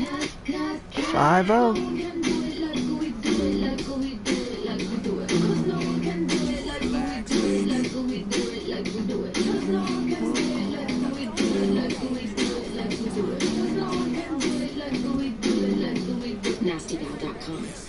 What can you expect from Butcher Box? 100% grass-fed beef, organic free-range chicken, heritage-free pork, and so much more. From farmers who believe in raising animals with care, with no antibiotics or added hormones. All with free shipping right to your door. Together, we can make a difference, one meal at a time. Get free New York strip steaks and bacon in your first box at GoDaddy.com. Welcome back to special coverage and update of news coming out of the White House. A White House official Come on! has announced a resignation. This came after a suspension regarding a controversy over his dealings with a reporter. In a statement a short time ago, the White House press secretary says, quote, "We accepted the resignation of his staffer after discussion." Good God, they're just everywhere. White House chief of staff were committed to striving every day to meet the standards set by the president and treating others with dignity and respect, with civility, and with a value for others through our words and our actions. End quote. Stupid cops. A tweet from the staff member that says, quote, "No words can express my regret, my embarrassment, and my disgust for my behavior. I use language that no woman should ever have to hear from anyone, especially in a situation where she was just trying to do her job. It was language that was abhorrent, disrespectful, and unacceptable." End quote. There's been a lot of discussion about this issue in Washington and among press circles, I should say, although it has at times been obviously overshadowed by much bigger events in the Senate. So we did want to get you that update on the record. Now, how did today start? With what seemed like a sudden major development in a trial that was going to then last longer than tonight. The surprise request for witnesses, throwing everything into potential doubt. Now, what we wanted to get from the Congress apparently was clarity. House Democrats said that at a minimum they needed at least one new witness, a Republican representative named Jamie Herrera Butler, because she had provided information. Some of this was already public, so it wasn't brand new as of yesterday or today, but about something that was a damning piece of this case, a potentially explosive phone call between Republican leader McCarthy and then President Trump while the riot was in progress. This goes to crucial information about Trump's state of mind and whether even seeing criminals breach the Capitol, people in danger, was he basically pushing this on. So as you may recall if you follow the news, Democrats pushed for a vote on witnesses, and they won the vote. And then suddenly, after winning the vote, what you see on your screen there, the motion to subpoena witnesses, a clear bipartisan win, 55 votes, they then completely backed down. Let's get into all of this on the substance and what it means. John Flannery is a former federal prosecutor, and he was special counsel to multiple congressional investigations. Good to see you, sir. Good to be with you. So, John, let's start big picture. Why would it be important in a trial like this in the Senate to potentially have more witnesses, including the one I mentioned? Well, they had made an issue, that is the Trump defense, that the president knows nothing and he didn't know what was going on. He didn't know when there was an evacuation and so forth. And that's Trump's own lawyers, and they refused to give any definition as to what Trump was doing or what he knew, knowledge. And the significance of this question is, did he have knowledge afterwards this was going on and did nothing to stop it because he preferred not to stop it? So would a witness, in your view, would a witness or witnesses help?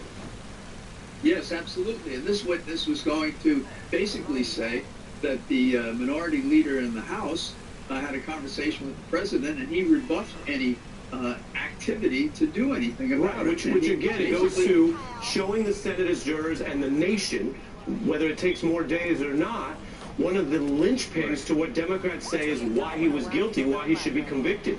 That even if you grant arguendo, as fancy lawyers like you might say, even if you grant for the sake of argument that he wasn't certain, Donald Trump, what was going on up until the breach, during it, he's going back and forth with McCarthy and he's telling him, actually, maybe you should be more upset because my people are, and he's acting like a mob boss. So, John, I want to play a little bit more of the context of that shortly, but on this key question here, did the Democrats make a trial advocacy mistake by them backing down?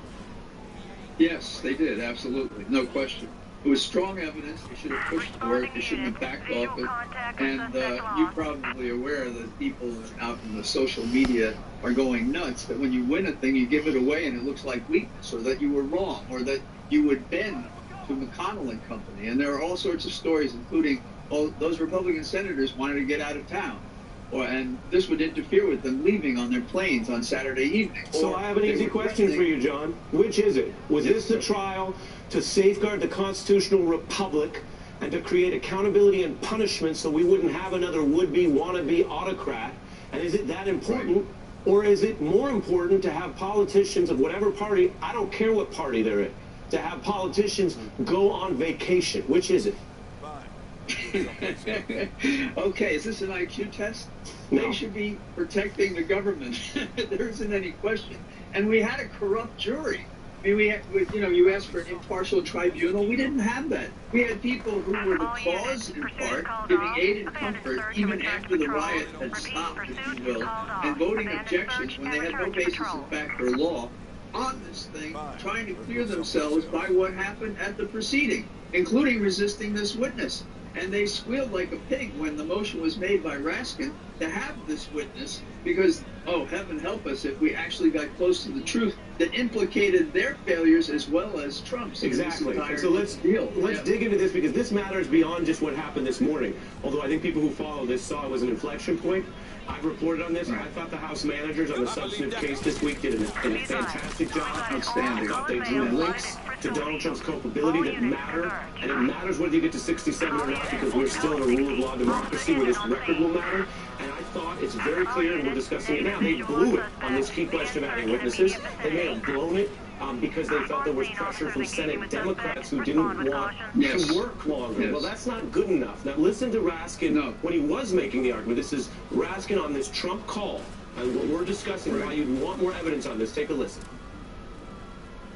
President Trump also, as described by Congressman Butler's notes, refused requests to publicly, immediately, and forcefully call off the riots. And when he was told that the insurgents inside the Capitol were Trump supporters, the president said, quote, "Well, Kevin, I guess these people are more upset about the election than you are." That's a type of evidence that needs more support, but it goes to whether Donald Trump was acting like a co-conspirator thug as people went into what was a deadly insurrection. And now I want to play something we put together, airing this for the first time tonight on MSNBC, because we've been tracking a lot of news, John, and this is a little bit of what McCarthy sounded like on January 6th when he was speaking on a phone call to Fox News, and how he sounded the days after, before he backtracked on all this, because there's witnesses who can speak to this. And this may matter in American life for a lot longer than just the next few days. Take a listen. This is so un-American. I condemn any of this violence that's happening in the Capitol right now. This is not protected by the First Amendment. I've already talked to the president. I called him. I think we need to make a statement. Make sure that we can calm individuals down. What did the president say to you when you called? He put out a tweet as well for people to stay safe, for people to not do this. I was explaining to him what was going on. The president bears responsibility for Wednesday's attack on Congress by mob rioters. He should have immediately denounced the mob when he saw what was unfolding. These facts require immediate action by President Trump. Accept his share of responsibility. Quell the brewing unrest. That's some of how that top Republican sounded in those first days afterward. There's available corroboration here for what happened on that call, what it means. I give you the final word tonight, not only for the trial that's now over, but for the accountability going forward, your views on what matters about the available evidence there and witnesses to what Donald Trump was doing during the breach. Well, when you look at how McCarthy performed afterwards, you see maybe his honest reaction was closer to the notion of his oath in protecting and preserving the Constitution. But as time goes on, the coercion of wanting to be the leader in a split caucus in the House gets in the way. So what do I see going forward? What I see going forward is either we have the enemy within both houses of the Congress, both the House and the Senate.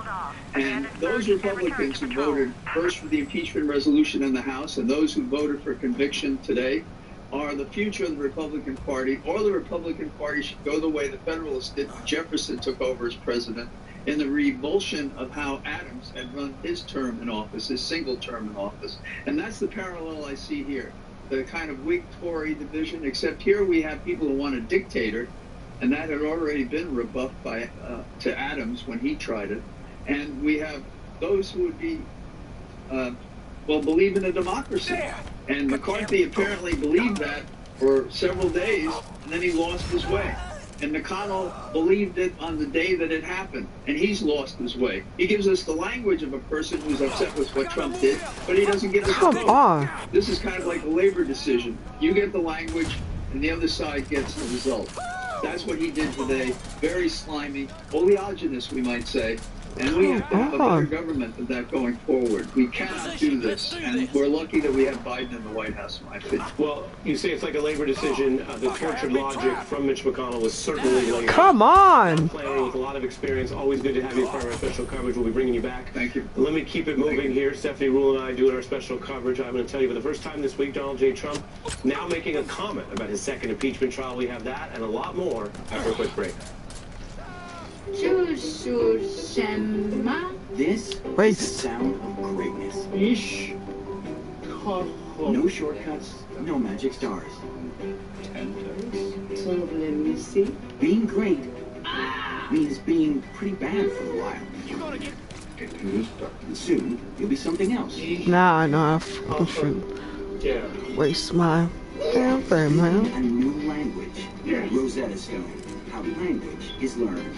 Want to know an easy way you can stock up on grocery items you won't find anywhere else while supporting a great cause? It's called Imperfect Foods, the grocery delivery service on a mission to build a better, kinder food system.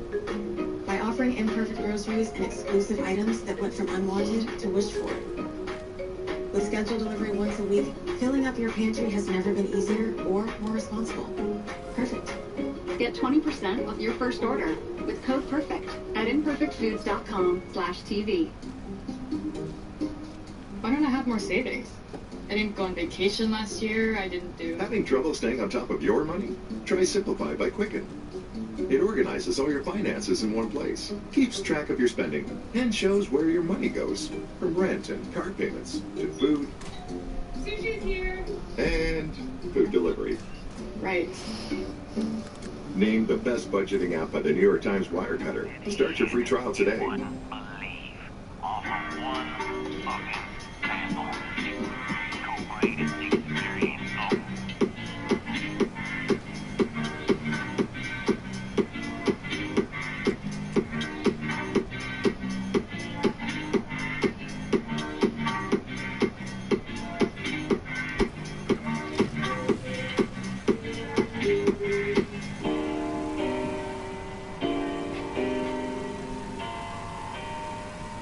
Some people think choosing a great wine is hard. The First Leaf Wine Club makes finding the wine you love easy. Now you can get your first 6 bottles of award-winning wine for only $39.95 with free shipping. With over 1,600 awards and prices up to 60% off retail, we know you'll find the perfect wine. Visit firstleaf.com/easy to get your first 6 bottles of outstanding wine for just $39.95, delivered free. At Casper, we're delivering better sleep to homes everywhere. With a mattress so supportive and comfortable, it was awarded Best Overall Mattress by US News. So, wherever home is for you, now's your chance to let great sleep be a part of it. Join nearly 2 million Casper customers and save up to 15% during the President's Day sale. In-store or at Casper.com. No one mentioned the Bel Air by name, but I did get a time, 10 p.m., and enough circumstantial evidence to tie it all together. Whatever's going on, that's tonight. The thing some of those I'm finally the king of my own castle, but my castle has leaks. So I use Thumbtack to find electricians, roofers, and plumbers. I can check out reviews, prices, and book the pro I like on the app. So anytime something breaks, I know exactly where to go. Download Thumbtack today. My wedding planner got me these fries. She's amazing, and I found her on Thumbtack. Same place I found all my wedding vendors. I checked profiles, reviews, and prices, asked a million questions, and did it all in the app. I found vendors who really got me. Download Thumbtack today. Sorry, dude. Back tonight with how Trump world is reacting to the former president's acquittal by the Senate. Donald Trump making his first public comment about the trial this week. NBC's Monica Alba is in West Palm Beach for us this evening. Monica, it's not a surprise that the president didn't share any words of remorse, but in his statement, he didn't even acknowledge the tragedy that took place on the 6th. You're right, Steph. He is totally moving on politically to next steps and what his future may hold in terms of a second run for the presidency here in 2024, hinting to his supporters in this pretty lengthy statement that he will have a lot more on that topic in the months to come, and also signaling something that really stood out to me, which is that he claims this movement that he has started, which he calls historic and patriotic and beautiful, has, quote, only just begun. So he is really telling these more than 70 million people who voted for him that he may have another chance at this and that he may run again, which is exactly what House impeachment managers in their case raised questions and concerns about. Also in this statement, though, we are hearing from Donald Trump saying essentially, tune in now to see what's next, because we haven't heard from him much in terms of having any on-camera events or any rallies. In fact, he hasn't even done a news interview since leaving office last month. So all of that could now come that the trial has concluded. We do know that aides and allies around him had really encouraged him to not speak up or speak out during the proceedings because they were worried his comments could derail what they assumed was really a foregone conclusion of acquittal. So once you did see that acquittal, now it really opens the door for Donald Trump to re-enter the public spotlight. Though again, we know because he's told this to people around him, he's worried also about what this means now as a private citizen for his potential criminal exposure and liability. So as all of those storylines advance, he will have to make a decision about his own political future and whether he now wants to really spend time raising money to fund primary challenges against Republicans who voted against him. That's something he has signaled he wants to spend a considerable amount of time doing, and they did already ask for donations just moments after he was acquitted. But again, Steph, the real major question here is when we're going to hear from him next. Is he going to hold some kind of press conference or rally down here in South Florida? I can also tell you that the legal team that wrapped everything up today, they did so with a major sigh of relief. They were worried this was going to be prolonged, and they already had so many disagreements among them, so they were high-fiving each other, happy that this is now behind them, but really opening so many more questions than we have answers to at this point about the future of the Republican Party and what role Donald Trump will play in that. And let's talk about these potential legal issues, because they're not just in President Trump's head. Mitch McConnell mentioned them today. Watch this. President Trump is still liable for everything he did while he was in office as an ordinary citizen. Unless the statute of limitations is run, still liable for everything he did while he was in office. Didn't get away with anything yet. Yeah. We have a criminal justice system in this country. We have civil litigation.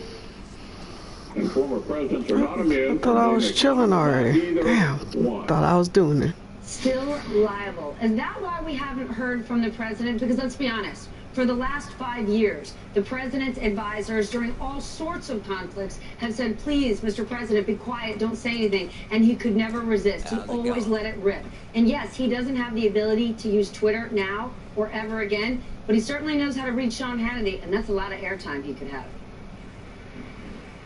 Absolutely, Steph. This was a rare example of restraint, I think, from Donald Trump over the last 5 days, because he did heed that advice, which you're right, he has certainly tossed out the window in years prior. We have plenty of examples for that, but it does seem there is a higher level of concern about what this could mean for his potential exposure in Georgia, in the state of New York, elsewhere. There are many open questions, and this is something that he was discussing in the weeks before he left office. He was even raising and wondering whether he needed to self-pardon himself. Remember, he was also wondering about pardons for his family members. He ultimately didn't do any of that, but that really is a clear indication of just how concerned he was about losing this power of the presidency. It's this irony, right, that the fact that these Republicans said they couldn't vote to convict him because now he is a private citizen, but the fact that he has lost that protection as the commander-in-chief certainly opens the door to a lot more issues legally, which now he's going to have to confront head-on, Steph. Monica Alba, thank you so much. All right, I just keep thinking, it was McConnell's own words today, where he said practically and morally responsible. That's how he qualified the president's action, and he said the legal process will deal with this. And yes, those are just words from Mitch McConnell, which are different from actions, but those are serious. Well, it's serious because he is still a thought leader in the Republican Party. So while he doesn't get credit, I don't think he gets half a cookie for just saying things that are undermined by his vote. It's on record forever, and it's a part of history. Oh, don't worry, they're not. I'm gonna burn all of them. This is the second acquittal, thanks to Mitch McConnell. Run. How will it be remembered? What precedent is set? We are joined now by a very special guest. Don't you cry. Presidential historian, New York Times bestselling author. Buying slaves and shit. What's wrong with you, bro? What's wrong with you? Do you, Alexis? No, and I'm particularly thinking about him now and in the last few weeks, in which things that we always took for granted, like the peaceful transfer of power, selling slaves, bro. Completely changed, and our country and our democracy has been changed by it. Yeah, and so when you look at it from the historical perspective, the presidents who've gotten caught up in impeachments, it's certainly a big part of how history remembers them, while other things that momentarily may have seemed big do tend to fade. And with Johnson and Clinton, there's a lot of open debate over whether they really deserved it or was it an overreach. With Nixon, he was ousted over the credible threat of conviction. Where does Trump now, twice impeached with the most bipartisan vote ever, where does he fit in your early read on the history? I usually say I can't judge a presidency for at least a decade. We have to see how things work out. Will you make a January exception? Oh, absolutely. I mean, it was hard to, to hold my tongue before he left office. I think he will rank, this will be an anomaly, hopefully. And I wouldn't necessarily agree that we don't think that Andrew Johnson should have been impeached. I think he shouldn't have been acquitted. Now we understand that there were probably a lot of backroom deals and handshake deals.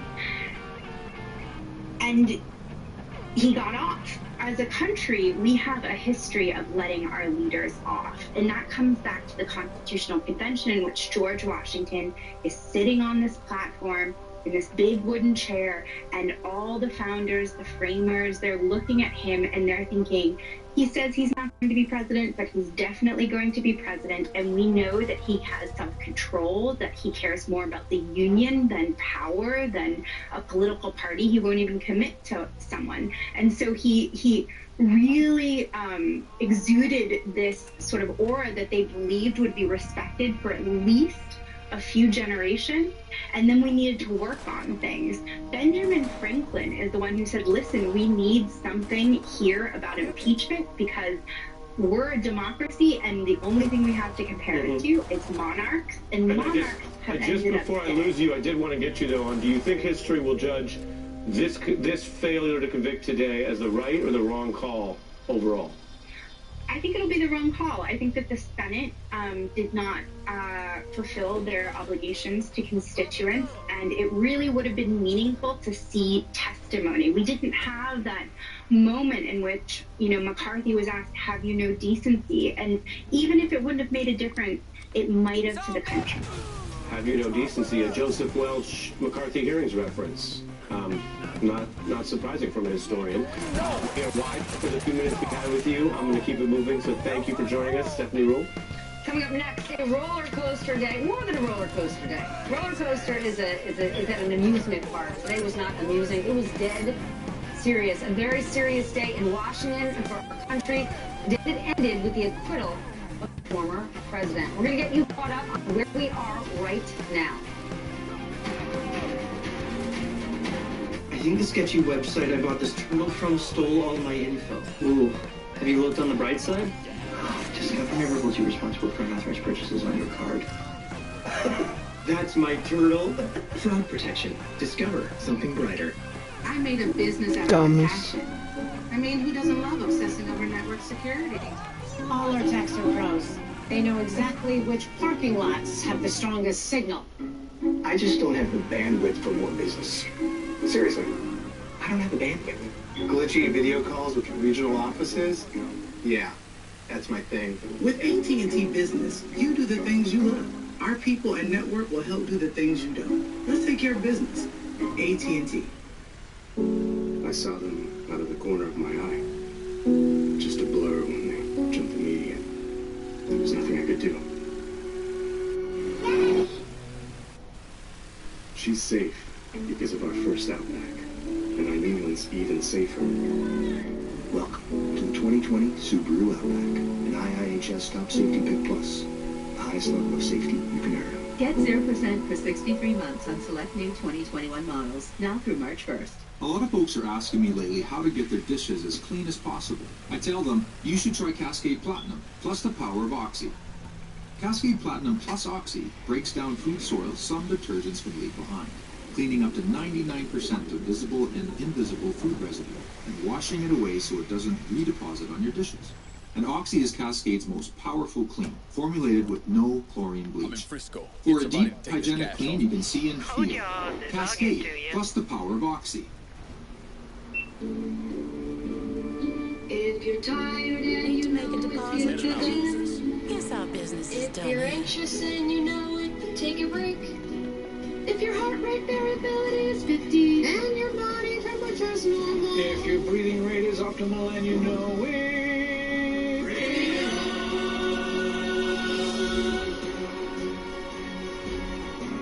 Aura. Know why you feel how you feel. I think the sketchy website I bought this turtle from stole all my info. Ooh. Have you looked on the bright side? Discover never holds you responsible for unauthorized purchases on your card. That's my turtle. Fraud protection. Discover something brighter. I saw them out of the corner of my eye. Just a blur when they jumped the median. There was nothing I could do. She's safe because of our first Outback. And our new one's even safer. Welcome to the 2020 Crying like a... Shut up. IIHS Top Safety Pick Plus. The highest level of safety you can earn. Get 0% for 60 What? months on select new 2021 models, now through March 1st.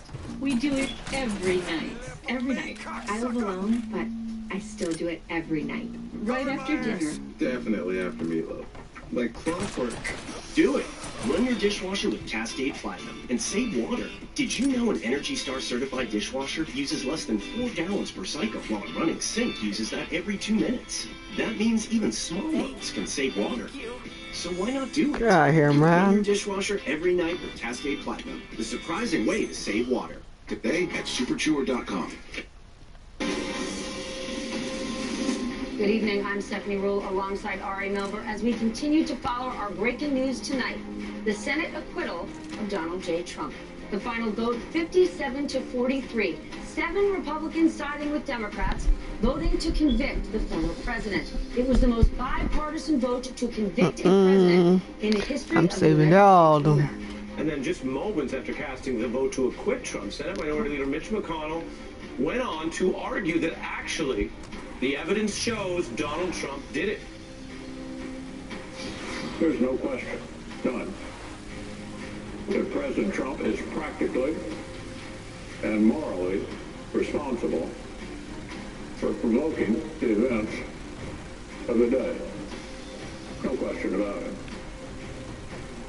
The people who stormed this building believed they were acting on the wishes and instructions of their president. And having that belief was a foreseeable consequence of the growing crescendo of false statements, conspiracy theories, and reckless hyperbole, which the defeated president kept shouting into the largest megaphone on planet Earth. harsh words, but don't get confused. He said that after voting to acquit. And all of that happened after House managers decided not to call a witness at trial after requesting and winning a motion to call a witness. So why did Democrats change their direction? Here's House Manager Stacey Plaskett. We believe that we have shown that this president is a disgrace to our country. Mitch McConnell himself said that. These senators have decided to hang their hat on jurisdictional grounds which are not based on evidence, which are not based on the facts, and they will have to be judged for that. We have done our duty to the American people. We've got a lot to get to this hour, but I want to begin with the politics of the vote. Joining us now, Peter Baker, Chief White House Correspondent for The New York Times and an MSNBC political analyst, and Ann Gearan, White House reporter for The Washington Post and an MSNBC political contributor.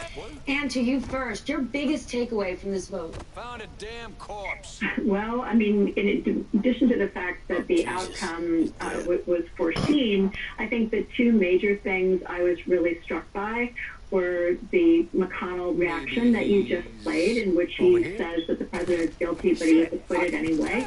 That is a significant statement with all of the caveats that you can attach to why the former Senate Majority Leader would be saying it.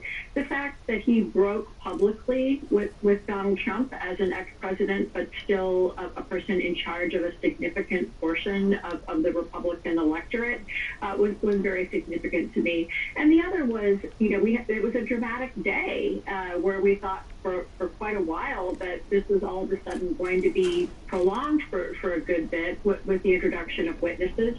And, I cover the White House, and that was the outcome that Joe Biden most least wanted to see, was that this thing would drag on for another week or more and further delay his traction on getting his agenda going. So that didn't happen, but it looked for a moment like it would, and the drama surrounding that was quite remarkable. And in the end, I think, as much as many Democrats would have liked to have seen the former president convicted for the agenda that they want to get passed in the short window they think they have, the outcome came out about as well as it could have in practical terms. Peter, there was so much more we could have learned and could have heard from if there had been witnesses. But given how the vote went and how many Republicans voted basically based on procedure, not on evidence, you would have gotten the same outcome. So what did you learn today? Well, I think that's exactly right, Stephanie. I think that the fact that the House did not do any investigation and the fact that the Senate did not have any witnesses leaves us with a sort of incomplete, untold story. We learned a lot about what happened on January 6th. We learned a lot about what President Trump did in the week.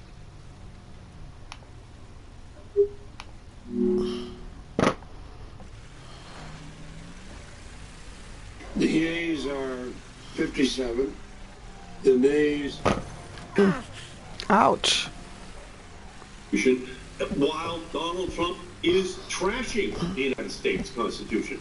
So that's a very sad commentary on the Republican Party in general, although I have to praise the 7 that stood up for the Constitution to protect our country. If the impeachment vote had been a secret ballot, do you think that 17 Republicans would have voted to convict? Unfortunately, too many people in the Republican Party are more loyal to the Trump base than they are to basic justice. But if the Trump base did not know how senators were voting, yes, I think in a secret ballot there would have been enough Republican support to convict Donald Trump.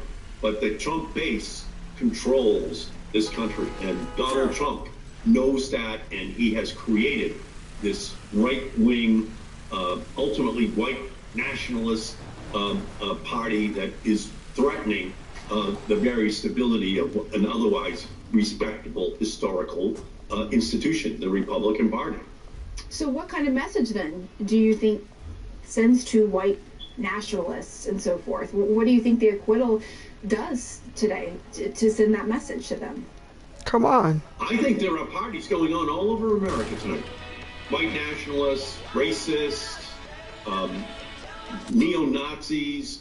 The Republicans have given Donald Trump a get-out-of-jail-free card for the last 4 years, and today he cashed it in. And he is now free to say things, to do things without any constraints whatsoever. He most likely will be running for re-election and emboldening this base of the party, which he actually gathered on the ellipse to attack the Capitol. He invited it, he incited it, and he delighted in it. And we know that from the voluminous information which the House impeachment managers presented to the Senate in eye-watering detail.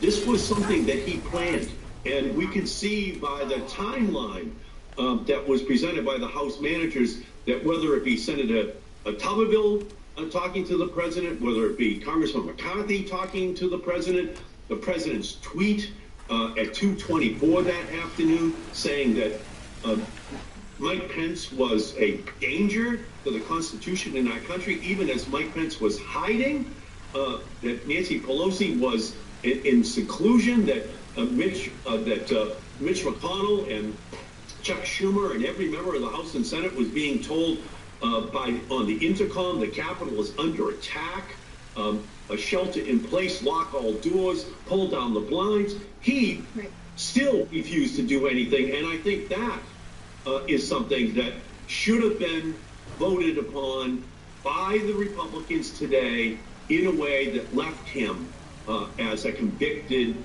former president of the United States, and instead they allowed him, from his perspective, I'm afraid, to have a get-out-of-jail-free card. And let me just say this. So do you think, hold on, let me just jump in here. Let me just jump in, because you said the Republicans essentially handed Trump and white supremacists and so forth, neo-Nazis, a victory, and that they're celebrating tonight, they're having a party.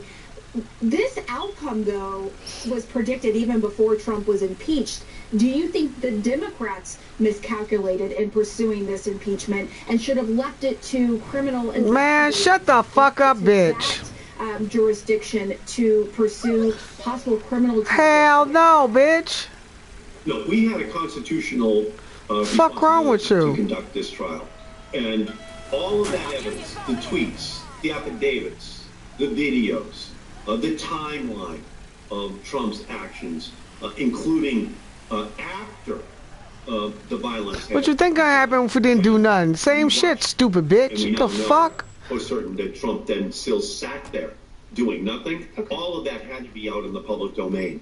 I think we did convict Donald Trump in the... You know better than that, girl. I'm sorry, but damn, don't be asking dumbass. Why do you say that? How'd you find him? Well, it's important because we need... Why do you say that the court of public opinion, he's been convicted in the court of public opinion? Why? What makes you think that? I think he figures if Olivia doesn't get to him, you will. Well, I think that it's very clear from this voluminous amounts of documentation which the House impeachment managers presented that Donald Trump did engage in constitutionally criminal activity. And I think that by putting the spotlight on him and on those who he was encouraging, those white nationalists and others on January 6th, at least now we know what we're going to be dealing with over the next 4 years, because he is definitely coming back. And the only thing I can say is that I was encouraged by the Republicans who did stand up, and I think it now mirrors a kind of an indication that there are people inside the Republican Party willing to battle Trumpism in the future. And it sounds like what I hear you saying, you support DOJ, criminal prosecutors looking into Trump. Is that right? Yes, right. I think the DOJ, I think the DOJ, I think in Georgia, in New York, in the District of Columbia, we are going to need action to ensure that Donald Trump is made accountable now that he was not convicted today on the floor of the United States Senate. All right, Senator Ed Markey, thank you so much. Appreciate you coming on. No, glad to be with you. Thank you. Well, President Trump's legal problems are far from over. Sources are now telling CNN that he's worried about being charged in connection with a deadly insurrection. Plus, Senate Minority Leader Mitch McConnell blames Trump for the riot. So why did he vote to acquit him? I'll discuss with CNN senior political analyst John Avlon and former Republican Congresswoman Barbara Comstock. We'll be back.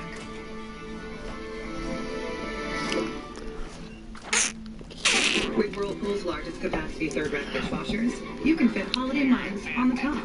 Bobby Beal, don't let just any dipshit come in on this. Just the middle rack to fit birthday messes. Motherfuckers are all we deal with around here. And divide the silverware basket so more dishes fit down here.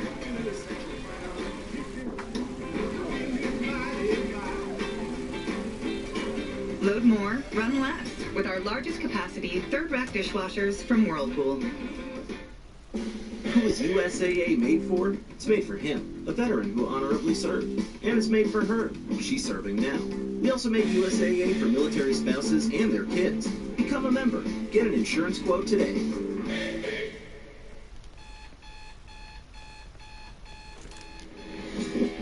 Winter brings most of us indoors, and our floors have to work harder to keep up with all the things we're doing.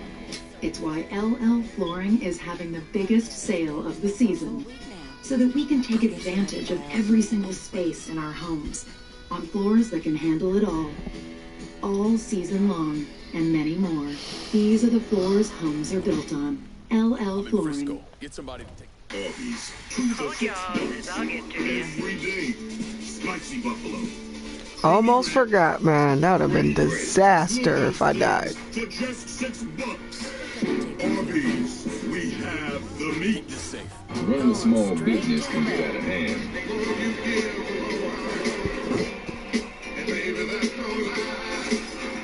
With the HP Smart app, printing from your phone makes life a little smoother. With Whirlpool's largest capacity third rack dishwashers, you can fit holiday mugs on the top. Just the middle rack to fit birthday messes. And divide the silverware basket so more dishes fit down here.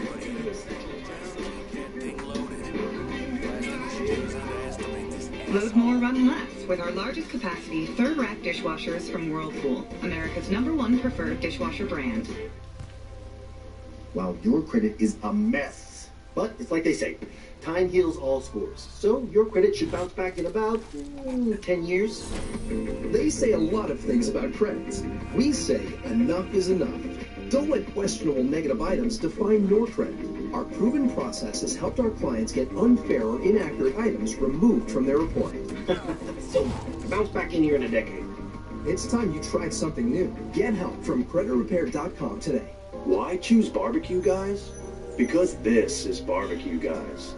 Not only do we have the largest online selection of grills and outdoor furniture, top-notch customer service, affordable financing, and 3D design services to help you tie it all together, but we also know what it is you love most about outdoor living. Time spent with family and friends. Combined with our expert advice, you'll have everything you need to design your dream outdoor life. This is CNN. More people get their news from CNN than any other news source.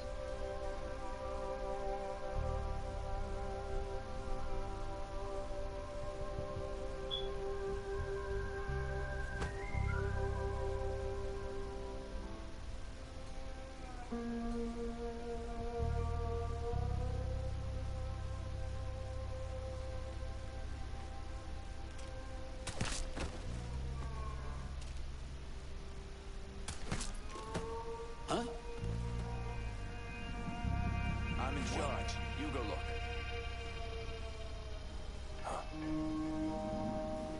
Got a killer in here! Come on, son. Take your whooping like a man.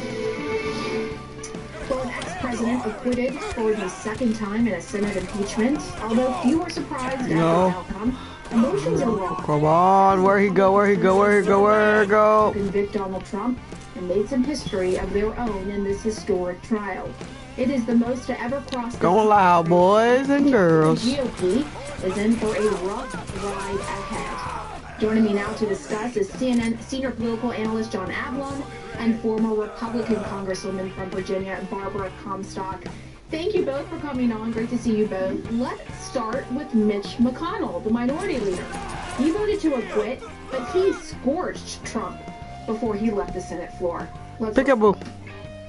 Come on. The mob was fed lies. Come on. They were provoked by the president and other powerful people. And they tried to use fear and violence to stop a specific proceeding of the first branch of the federal government, which they did not like. Okay, you're back, John, miraculously. I want to get your reaction to those words you no doubt heard when McConnell was speaking, in case you didn't just hear right then. Why do you have a conniption? What do you think, considering the fact that he voted to acquit? Well, first of all, I think it indicates that the fact that Donald Trump was not convicted is far from a vindication. Nope. In fact, first thing the minority leader, head of the Republican Party in the Senate did was to condemn Donald Trump in no uncertain terms, saying he was responsible for the attack on the Capitol, in effect that he was not convicted because of a technicality in his view, and should be open to criminal prosecution is a big deal. So there should be no these fake celebrations in Trump quarters tonight. That was clear. It's also worth noting that McConnell is the reason, in large part, that there was not a trial in the Senate while Trump was still in office. So it's a little bit trying to have it both ways. But it makes it really clear that this fact is the most bipartisan Senate trial number in history is a damning mark on Donald Trump's legacy. Nothing like a victory. No celebration at all. Chester. And you're right, McConnell, Pelosi had a different It's for you to yeah, some people, bro. My people at that. Donald Trump was in office. So that is what his is saying in this. But I want to ask you, Congresswoman Comstock, you're a Republican. McConnell did not vote to convict Donald Trump, but Senator Bill Cassidy did. And within hours, the Louisiana Republican Party censured him. So is this still the party of Trump, or will Trump cause the party to split? What do you think is going on here? I don't think the future of the Republican Party is going to be a bloated 78-year-old man who is so divisive within the country as well as divisive within the party. So I agree with everything John Avalon just said. I think the statement you heard from Mitch McConnell could be testimony at a future criminal or civil trial, as would be the statements from Representative Jamie Herrera Butler or Liz Cheney. And I think there is going to be more coming out in the weeks and months ahead, and all of these, 200 or so criminal trials of these white nationalists, Proud Boys, and others who were arrested on January 6th. I think there's still significant criminal and civil exposure that Donald Trump has. And if he has the kind of poor lawyers that he had for impeachment, he's not going to have the benefit sort of a fixed jury, in whether it's D.C. or Georgia or New York City. He's going to have suburban, urban juries who are not going to be favorable to a lot of these activities. So I think he has a lot of problems ahead of him. He's not the future of the party. I think the future of our party is going to be people like Liz Cheney, like Representative Jamie Herrera Butler, like Adam Kinzinger, like the people who stood up to the bully Donald Trump. That doesn't mean you're not going to have a hard time along the way, or in really red states that you don't get Trumpy people. But majorities are made on the margins, and are not going to be made with a man who 56% of the American people think should be convicted, which is just about what happened with the Senate, 57%. So you say you don't believe Trump is the future of the party, but John, the evidence is that any Republican who goes against Trump, whether it's Liz Cheney or Senator Cassidy or Ben Sasse, just to name a few, they are then condemned by local Republicans. Time to kill Remy, bye. Well, 43 Republicans voted for acquittal of Trump. But Ben Sasse did a lot better in Nebraska than did Donald Trump. So Bill Cassidy, I think, is going to be fine in Louisiana. These are a few, the loud people in sort of the Freedom Caucus type, they scream louder, but even the majority of Republicans are going to reject this type of vile behavior that you saw by Donald Trump, and his majorities are shrinking. I mean, you have to wonder, John. Yeah. He never got a majority. Go on, Pip. What do you think, John? I mean, do you think if this was a secret ballot, it would have been a different outcome? 100%. I mean, Scott Jennings, I mean, this place. and a former McConnell aide said last night, if it was secret ballot, it'd be 90-10. I don't think that's far off. Everybody knows he's guilty of sin. The House managers put forward a fact-based debate. The Trump's lawyers. I mean, he was being represented by a Philadelphia slip-and-fall lawyer who lied so many times I lost count. Their main argument, they had 16 hours. They used 3. And it was primarily what Jake Tapper called the Sean Hannity mixtape of whataboutism. It was a pathetic defense rooted in lies, and in fact, they lied to direct senators' questions regarding Trump's involvement, whether or not he tried to stop this after the fact. You know, Jamie Gangel's reporting last night made a big difference in the tone and trajectory, really, of the impeachment hearing, which is why there was a vote to allow witnesses. We could debate whether that was a good idea or not. But the Republican Party's got a real problem. The fact that the state parties are more polarized than their overall electorate's not a surprise. But those 7 folks earned a chapter in Profiles in Courage. They did.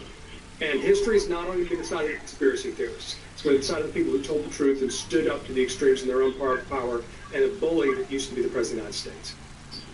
And Congresswoman, I want to get more of your thoughts on that. And it seems that the current version of the Republican Party still believes, though, in the power of Trump. Certain people like Lindsey Graham reportedly due to meet with him to discuss flipping Congress in 2022, even though the former president faces the possibility of numerous trials, as you pointed out. Can you just be a little more specific of why do you think he is not the future of the party? And if so, why does he still hold so much sway right now? Listen, if you had Trump-like candidates run in Georgia, Arizona, North Carolina, and Ohio Senate races, we're going to lose 4 Senate races. You know, we already lost 2 Senate races because of the Trump factor in Georgia. You know, certainly in Arizona that happened too.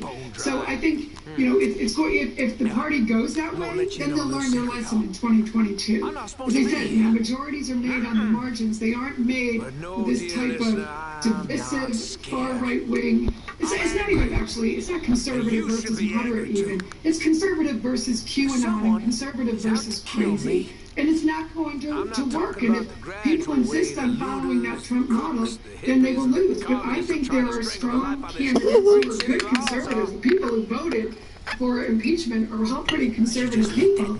And I think those kind of people who stand up to the bully. Bordeaux is really about who this city really belongs to. I love this city so goddamn. You get your hands off me. I love this city, so get back from some bitches. I'll be back, goddammit. You cocksuckers ain't heard the last of Remy Duval. Dear listener, this is your good friend Remy Duval, reminding y'all to tune in to Native Son. Native Son.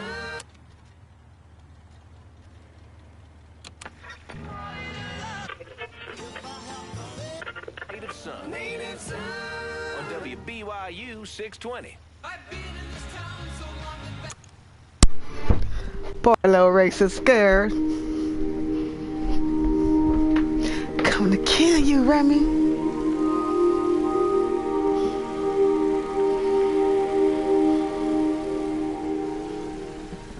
My heart failure diagnosis changed my priorities.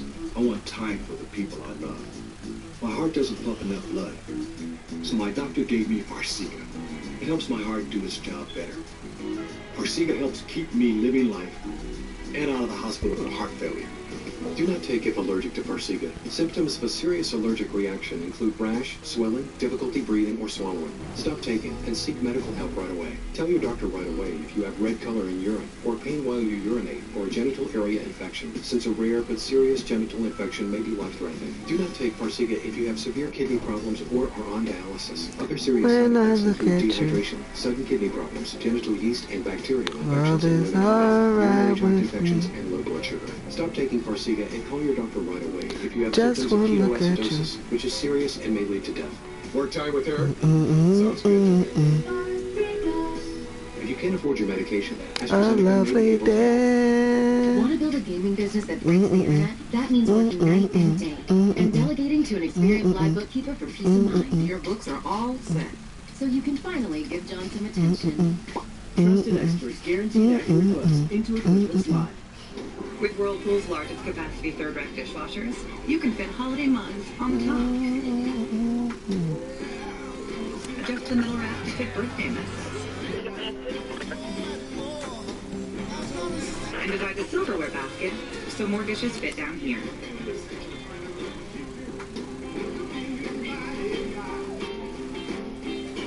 Load more, run less with our largest capacity third rack dishwashers from Whirlpool.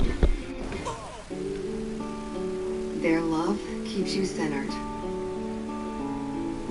This Valentine's Day, tell them with a gift from the Center of Me collection. I ain't got time to deal with y'all buttholes. Grandma just about sleeps in her cape.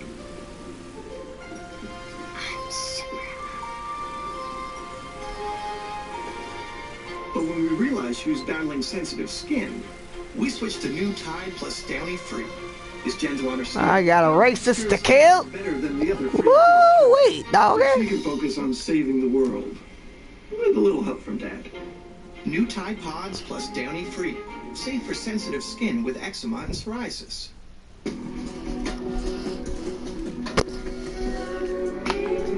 Thought you were doing something, Donnie.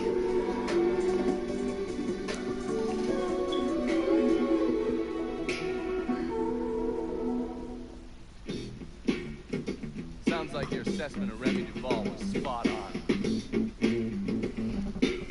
Listen to this. Look at what he's doing with us. Our neighborhood, our homes. I, for one, refuse to sit by and watch as some rubber-lipped nigger runs roughshod over everything we hold dear. And what is it you hope to accomplish?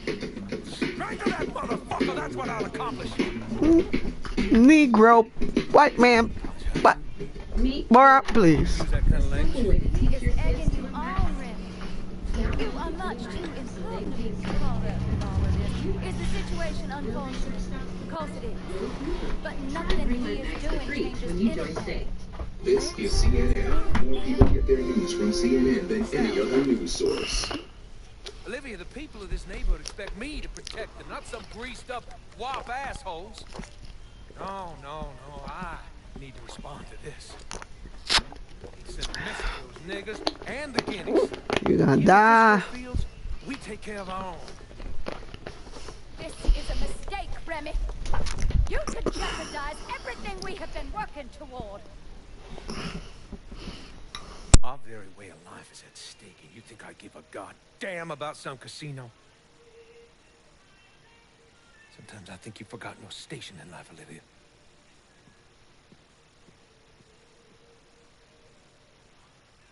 A minute or so later, Olivia called Sal. Told him Remy's Southern Union pals were out looking for you. If you head back up there, I'm sure it won't be long before you run into some of them. Get them to tell you which hole Remy's hiding in. Once I'm done with that prick, Olivia's next. Getting to someone like her ain't gonna be easy. Between Marcano's men and all those rich white assholes she runs around with, they'll spot me coming a mile away. I need you to look at our options. Come up with a plan. Okay. Reporter who was working about a... What's wrong with you, man? Personal hygiene is very important.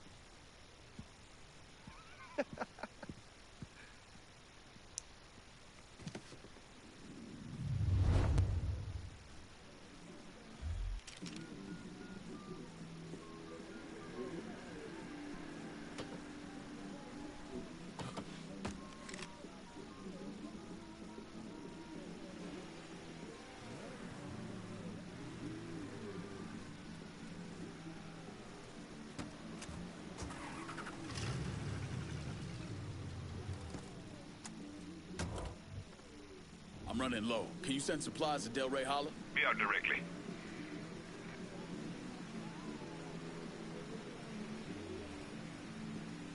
See anything you need?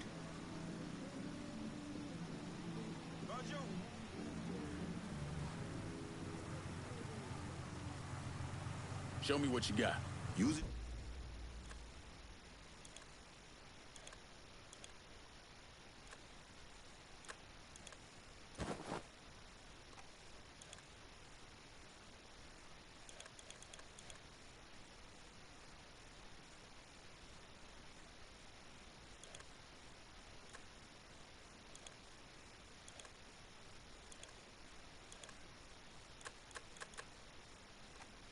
In good health. I'm heading out.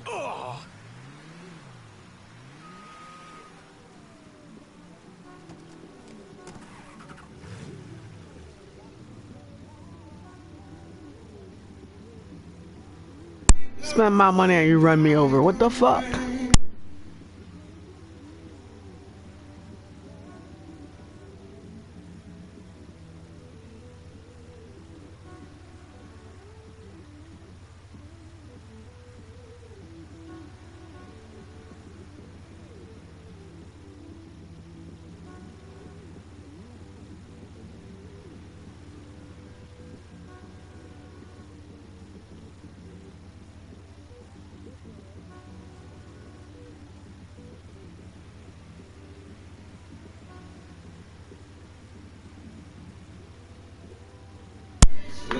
Alright, I'm ready.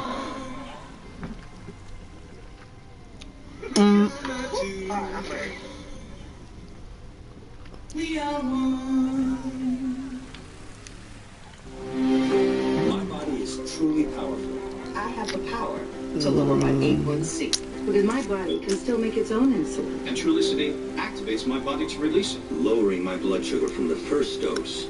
Once weekly Trulicity responds when my body needs it 24/7. Trulicity is for type 2 diabetes. It's not insulin. It isn't for people with type 1 diabetes. Don't take Trulicity if you're allergic to it. You or your family have medullary thyroid cancer or have multiple endocrine neoplasia syndrome type 2. Stop Trulicity and call your doctor right away if you have an allergic reaction, a lump or swelling in your neck, severe stomach pain, changes in vision, or diabetic retinopathy. Serious side effects may include pancreatitis. Taking Trulicity with sulfonylurea or insulin raises low blood sugar risk. Side effects include indigestion, fatigue, belly pain, decreased appetite, nausea, diarrhea, and vomiting, which can lead to dehydration and may worsen kidney problems. I have it within me to lower my A1C. Ask your doctor about Trulicity.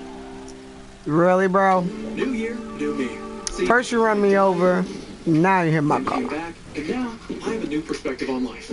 So instead of spending millions on this stuff during the big game, we're giving $5 million to the ones whose little acts of extraordinary substance make the world a better place. Those who are a nut above.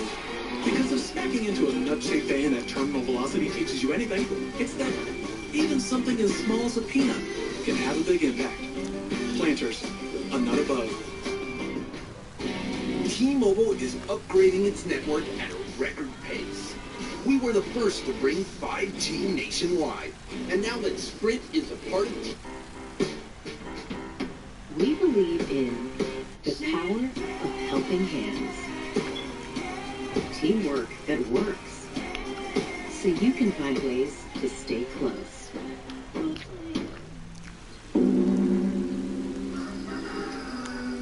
Morning, guys. I've killed my world and I've killed my time. А чего ты боишься? Ничего. Чукшинч. Looking for a racist. I want to have kids so bad. I see many people. I want them to grow up in a world that's kind. Oh, sorry. Good Lord, that was not nice. Why can't we be kind? Strangers on this road we are on. We are not two. We are one. My body is truly powerful. I have the power to lower my A1C. Because my body can still make its own insulin. And Trulicity activates my body to release it, lowering my blood sugar from the first dose.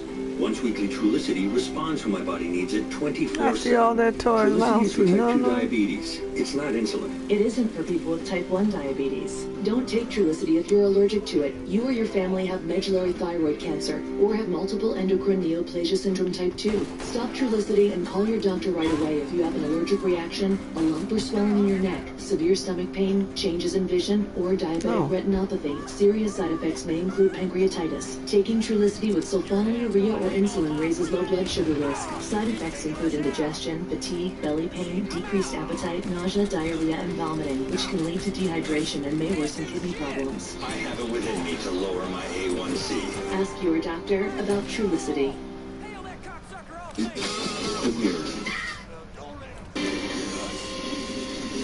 President Biden remaining determined to keep the White House out of the Senate's business this week, offering only brief comments on the impeachment trial. I'm just anxious to see what my Republican friends do with this stand-up. And you're not planning to speak with anything about what No. The president set to benefit from the timely verdict as Congress can now reset its priority on passing more much-needed COVID relief. Joining us now, NBC News White House correspondent Jeff Bennett. Jeff, any reaction from today from the Biden White House? Not yet, Steph, and I'll tell you what, we were told before today that after the trial wrapped up that the president would release a paper statement. So far, that paper statement has not come. But you're right. I mean, both President Biden and the White House have been very disciplined in terms of staying in their lane, saying really nothing about this question of impeachment, other than the fact President Biden saying that the trial needed to happen. Bitches. And, all day I've been hearing about, how a long trial could really imperil Biden's agenda. And so as not to handicap that, to put that in very specific terms, here's how the rest of this sort of month will go, right? So this coming week is President's Day. The Senate is on recess. But the week after that, COVID relief package by way of reconciliation. It's a very complicated process, which means they're going to do it with just Democratic votes alone. That bill has to move that week in order so that there is no lapse with the unemployment benefits that run dry on March 14th. So March 14th is a hard and fast deadline. And if the Senate Democrats and House Democrats aren't able to pass that bill by then millions of people will be without the extra $300 they get from the federal government in terms of unemployment insurance. And then you'd be in a situation where President Biden and Senate Democrats and House Democrats would be stuck basically owning that. So, I'm told definitively by House, Senate, and White House sources that the Biden White House in no way coordinated with Senate Democrats or the House impeachment team on this question of witnesses. They did not signal one way or another how they wanted this trial to wrap up. But it's also true that they didn't really have to. The Biden agenda is synonymous with the Senate Democrats' agenda, and it's Senate Majority Leader Chuck Schumer who really has to execute that and bring votes to the floor. And so, yes, the fact that this trial wrapped up today in many ways clears the lane so that President Biden can really get about, handling the many crises that he's now shouldering. A cratered economy, a pandemic that has really spiraled out of control, and now a vaccination effort that he's having to start from scratch in terms of fixing stuff. We are getting good news in the last couple of days, though, on the vaccination effort. It seems that in the next couple of months, while there's still some distribution issues, we're going to get a flood of supply. That's right, and it was just a couple of days ago where the president announced 2 new contracts that mean 200 million more doses. And so when you add those doses to the vaccinations that are already on supply, what it means is that every American adult by the end of the summer who wants a vaccine would be covered in terms of the bare supply. It's not the same thing as vaccinations. Of course, the president said that there are serious logistical challenges ahead and that, they intend to confront those. But on just in terms of the raw supply, there would be enough. So that's a huge deal, because remember, the Trump administration really had no plan for that, and there certainly wasn't a plan to equitably distribute vaccine to scale. And so the Biden administration is really having to come up with a process out of whole cloth. When you look at the week ahead with President Biden and his team, he really did very little touching the Senate over the last week, given that this impeachment trial was going on. Now that that is behind us, yes, President Biden is focused on unity, but he can't do it alone. Republicans have to meet him there. Is there anything on his agenda where he will be working with Republicans in the Senate? Well, I'll tell you this. He's going to take his message to the public. And so in that way, he's going to ramp up public pressure for his COVID relief deal. So he goes to Milwaukee for a televised town hall on Tuesday. Later in the week, he'll go to Michigan to go to a Pfizer vaccination facility. And so he's going to press that message. Because, look, in politics, Messaging, political capital, and momentum are finite resources, and that's the other risk here. And if this trial went too long, it would have sucked up all of the oxygen. And so, you know, when it comes to pushing for, you know, bipartisan support for his agenda, this coming week, even though the Senate and House, you know, won't be in Washington, D.C., the president's going to take the message on the road and use the bully pulpit that way, Steph. How about Vice President Harris? We know she was delivering cookies today to frontline workers. Obviously positive, noble gesture. But I'd say a lot of people want to hear what she has to say about the impeachment. Yeah.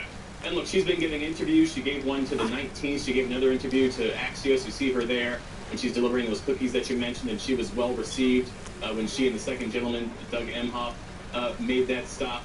And there's been this question of, you know, what is the vice president's portfolio? What sort of issues is she going to adopt as her own? And people who work for her say that her portfolio is much of what Joe Biden's portfolio is right now.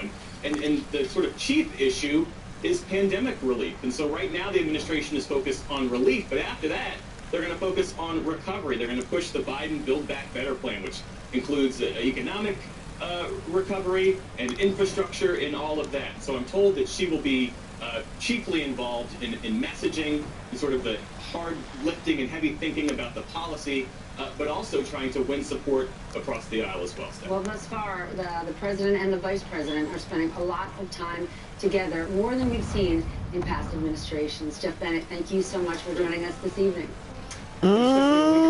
Time to kill a racist. Why was Mitch McConnell talking about Donald Trump potentially going to jail? That happened, and we have an update after this.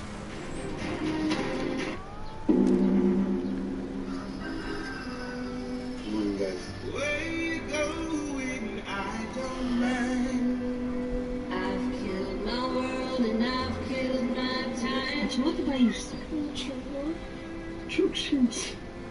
O, to lekkie. Ale nie. I want to have kids so bad. I want them to grow up in a world that's kind. Why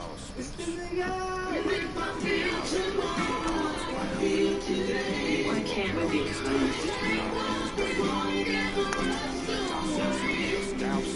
Strangers on this road, we are. Someday I wouldn't mind doing to them a whip. We are not two. We are one. My body is truly powerful. I have the power to lower my A1C. Because my body can still make its own insulin. And Trulicity, You're deaf, my brother. body to release it, lowering my blood sugar from the first dose. Once weekly Trulicity responds when my body needs it 24/7. Trulicity is for type 2 diabetes. It's not insulin. It isn't for people with type 1 diabetes. Don't take Trulicity if you're allergic to it. You or your family have medullary thyroid cancer or have multiple endocrine neoplasia syndrome type 2. Stop Trulicity and call your doctor right away if you have an allergic reaction, a lump or swelling in your neck, severe stomach pain, changes in vision, or diabetic retinopathy. Serious side effects may include pancreatitis. Taking Trulicity with sulfonylurea or insulin raises low blood sugar risk. Side effects include indigestion, fatigue, belly pain, decreased appetite, nausea, diarrhea, and vomiting, which can lead to dehydration and may worsen kidney problems. I have it within me to lower my A1C. Ask your doctor about Trulicity. New year, new me. See, I died, then came back, and now I have a new perspective on life. So instead of spending millions on this stuff during the big game, we're giving $5 million to the ones whose little acts of extraordinary substance that make the world a better place. No racism up? Oh, you're not going nowhere. A nut-shaped day that terminal velocity teaches you anything. Even something as small as a peanut can have a big impact. Planters, a nut above. T-Mobile is upgrading its network at a record pace. We were the first to bring 5G nationwide, and now that Sprint is a part of T-Mobile, we're turning up the speed, upgrading over 1,000 towers a month with ultra-capacity 5G to bring speeds as fast as Wi-Fi to cities and towns across America. And we're adding more every week. Coverage and speed. Who says you can't have it all? This holiday, get the phones everyone wants on the 5G America's been waiting for. Verizon 5G is next level. Now, get one of our best 5G phones on us when you buy one, and get $500 when you switch. Plus, select unlimited plans include Disney Plus, Hulu, and ESPN Plus. 100% obsessed with The Mandalorian. I watch a lot of sports. That's all my favorite shows. And right now, Best in Gaming is also on us. Gift on top of another gift. Gifts keep coming at you. This is 5G from America's most reliable network. Only on MSNBC. The Senate over, but Donald Trump's legal battles continue. Indeed, the Wall Street Journal reporting New York prosecutors now investigating loans Trump took out on 4 of his Manhattan properties, which include the iconic or infamous Trump Tower, reportedly part of a larger probe by Manhattan DA Cy Vance into alleged insurance and bank fraud issues by the organization. Also this week, you have, of course, the DA in Fulton County, Georgia, opening up a new criminal investigation that overlaps with issues in this impeachment trial that just finished tonight. The attempts to overturn the election, specifically Georgia's results, and a taped phone call of damning evidence made to the Secretary of State where Donald Trump was trying to find votes. We are rejoined by Nate Persley and John Flannery.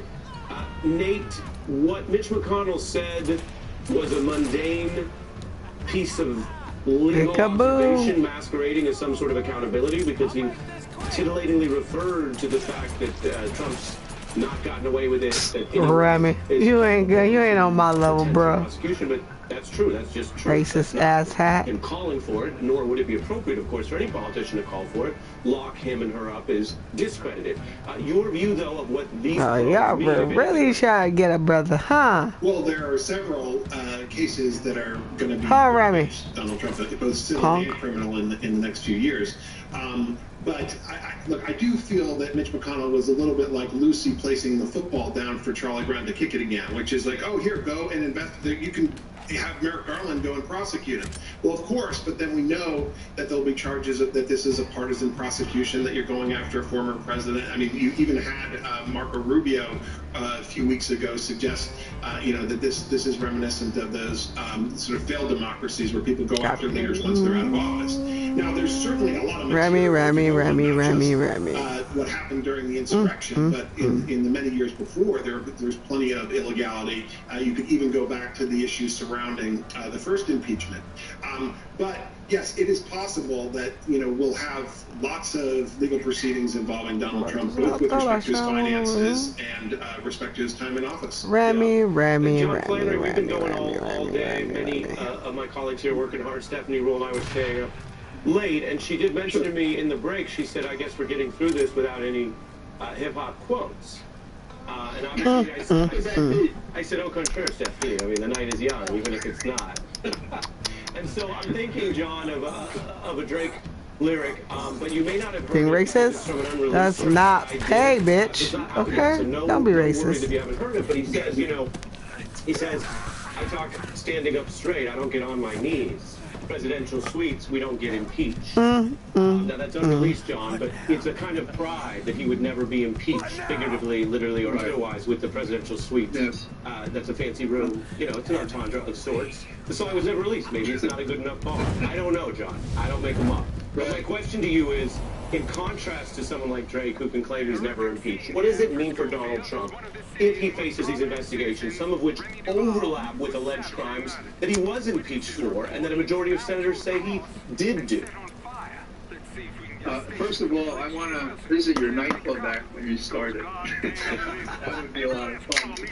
By the way, this is the nightclub right here.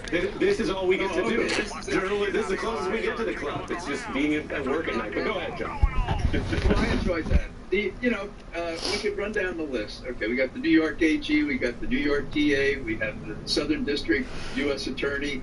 We have, in my opinion, an incitement and riot investigation that'll open in D.C. if anybody has half a brain. Remy. Arresting and those in conspiracies, you good, baby girl. Probably cooperating by now, saying he made me do it. But my favorite is Georgia. It's favorite because it has such an elegant poetry. First, Biden won it, driving Trump nuts. Two, we elected those 2 senators that gave us control of the House, marginally. But best of all is that the Fulton County prosecutor is going to do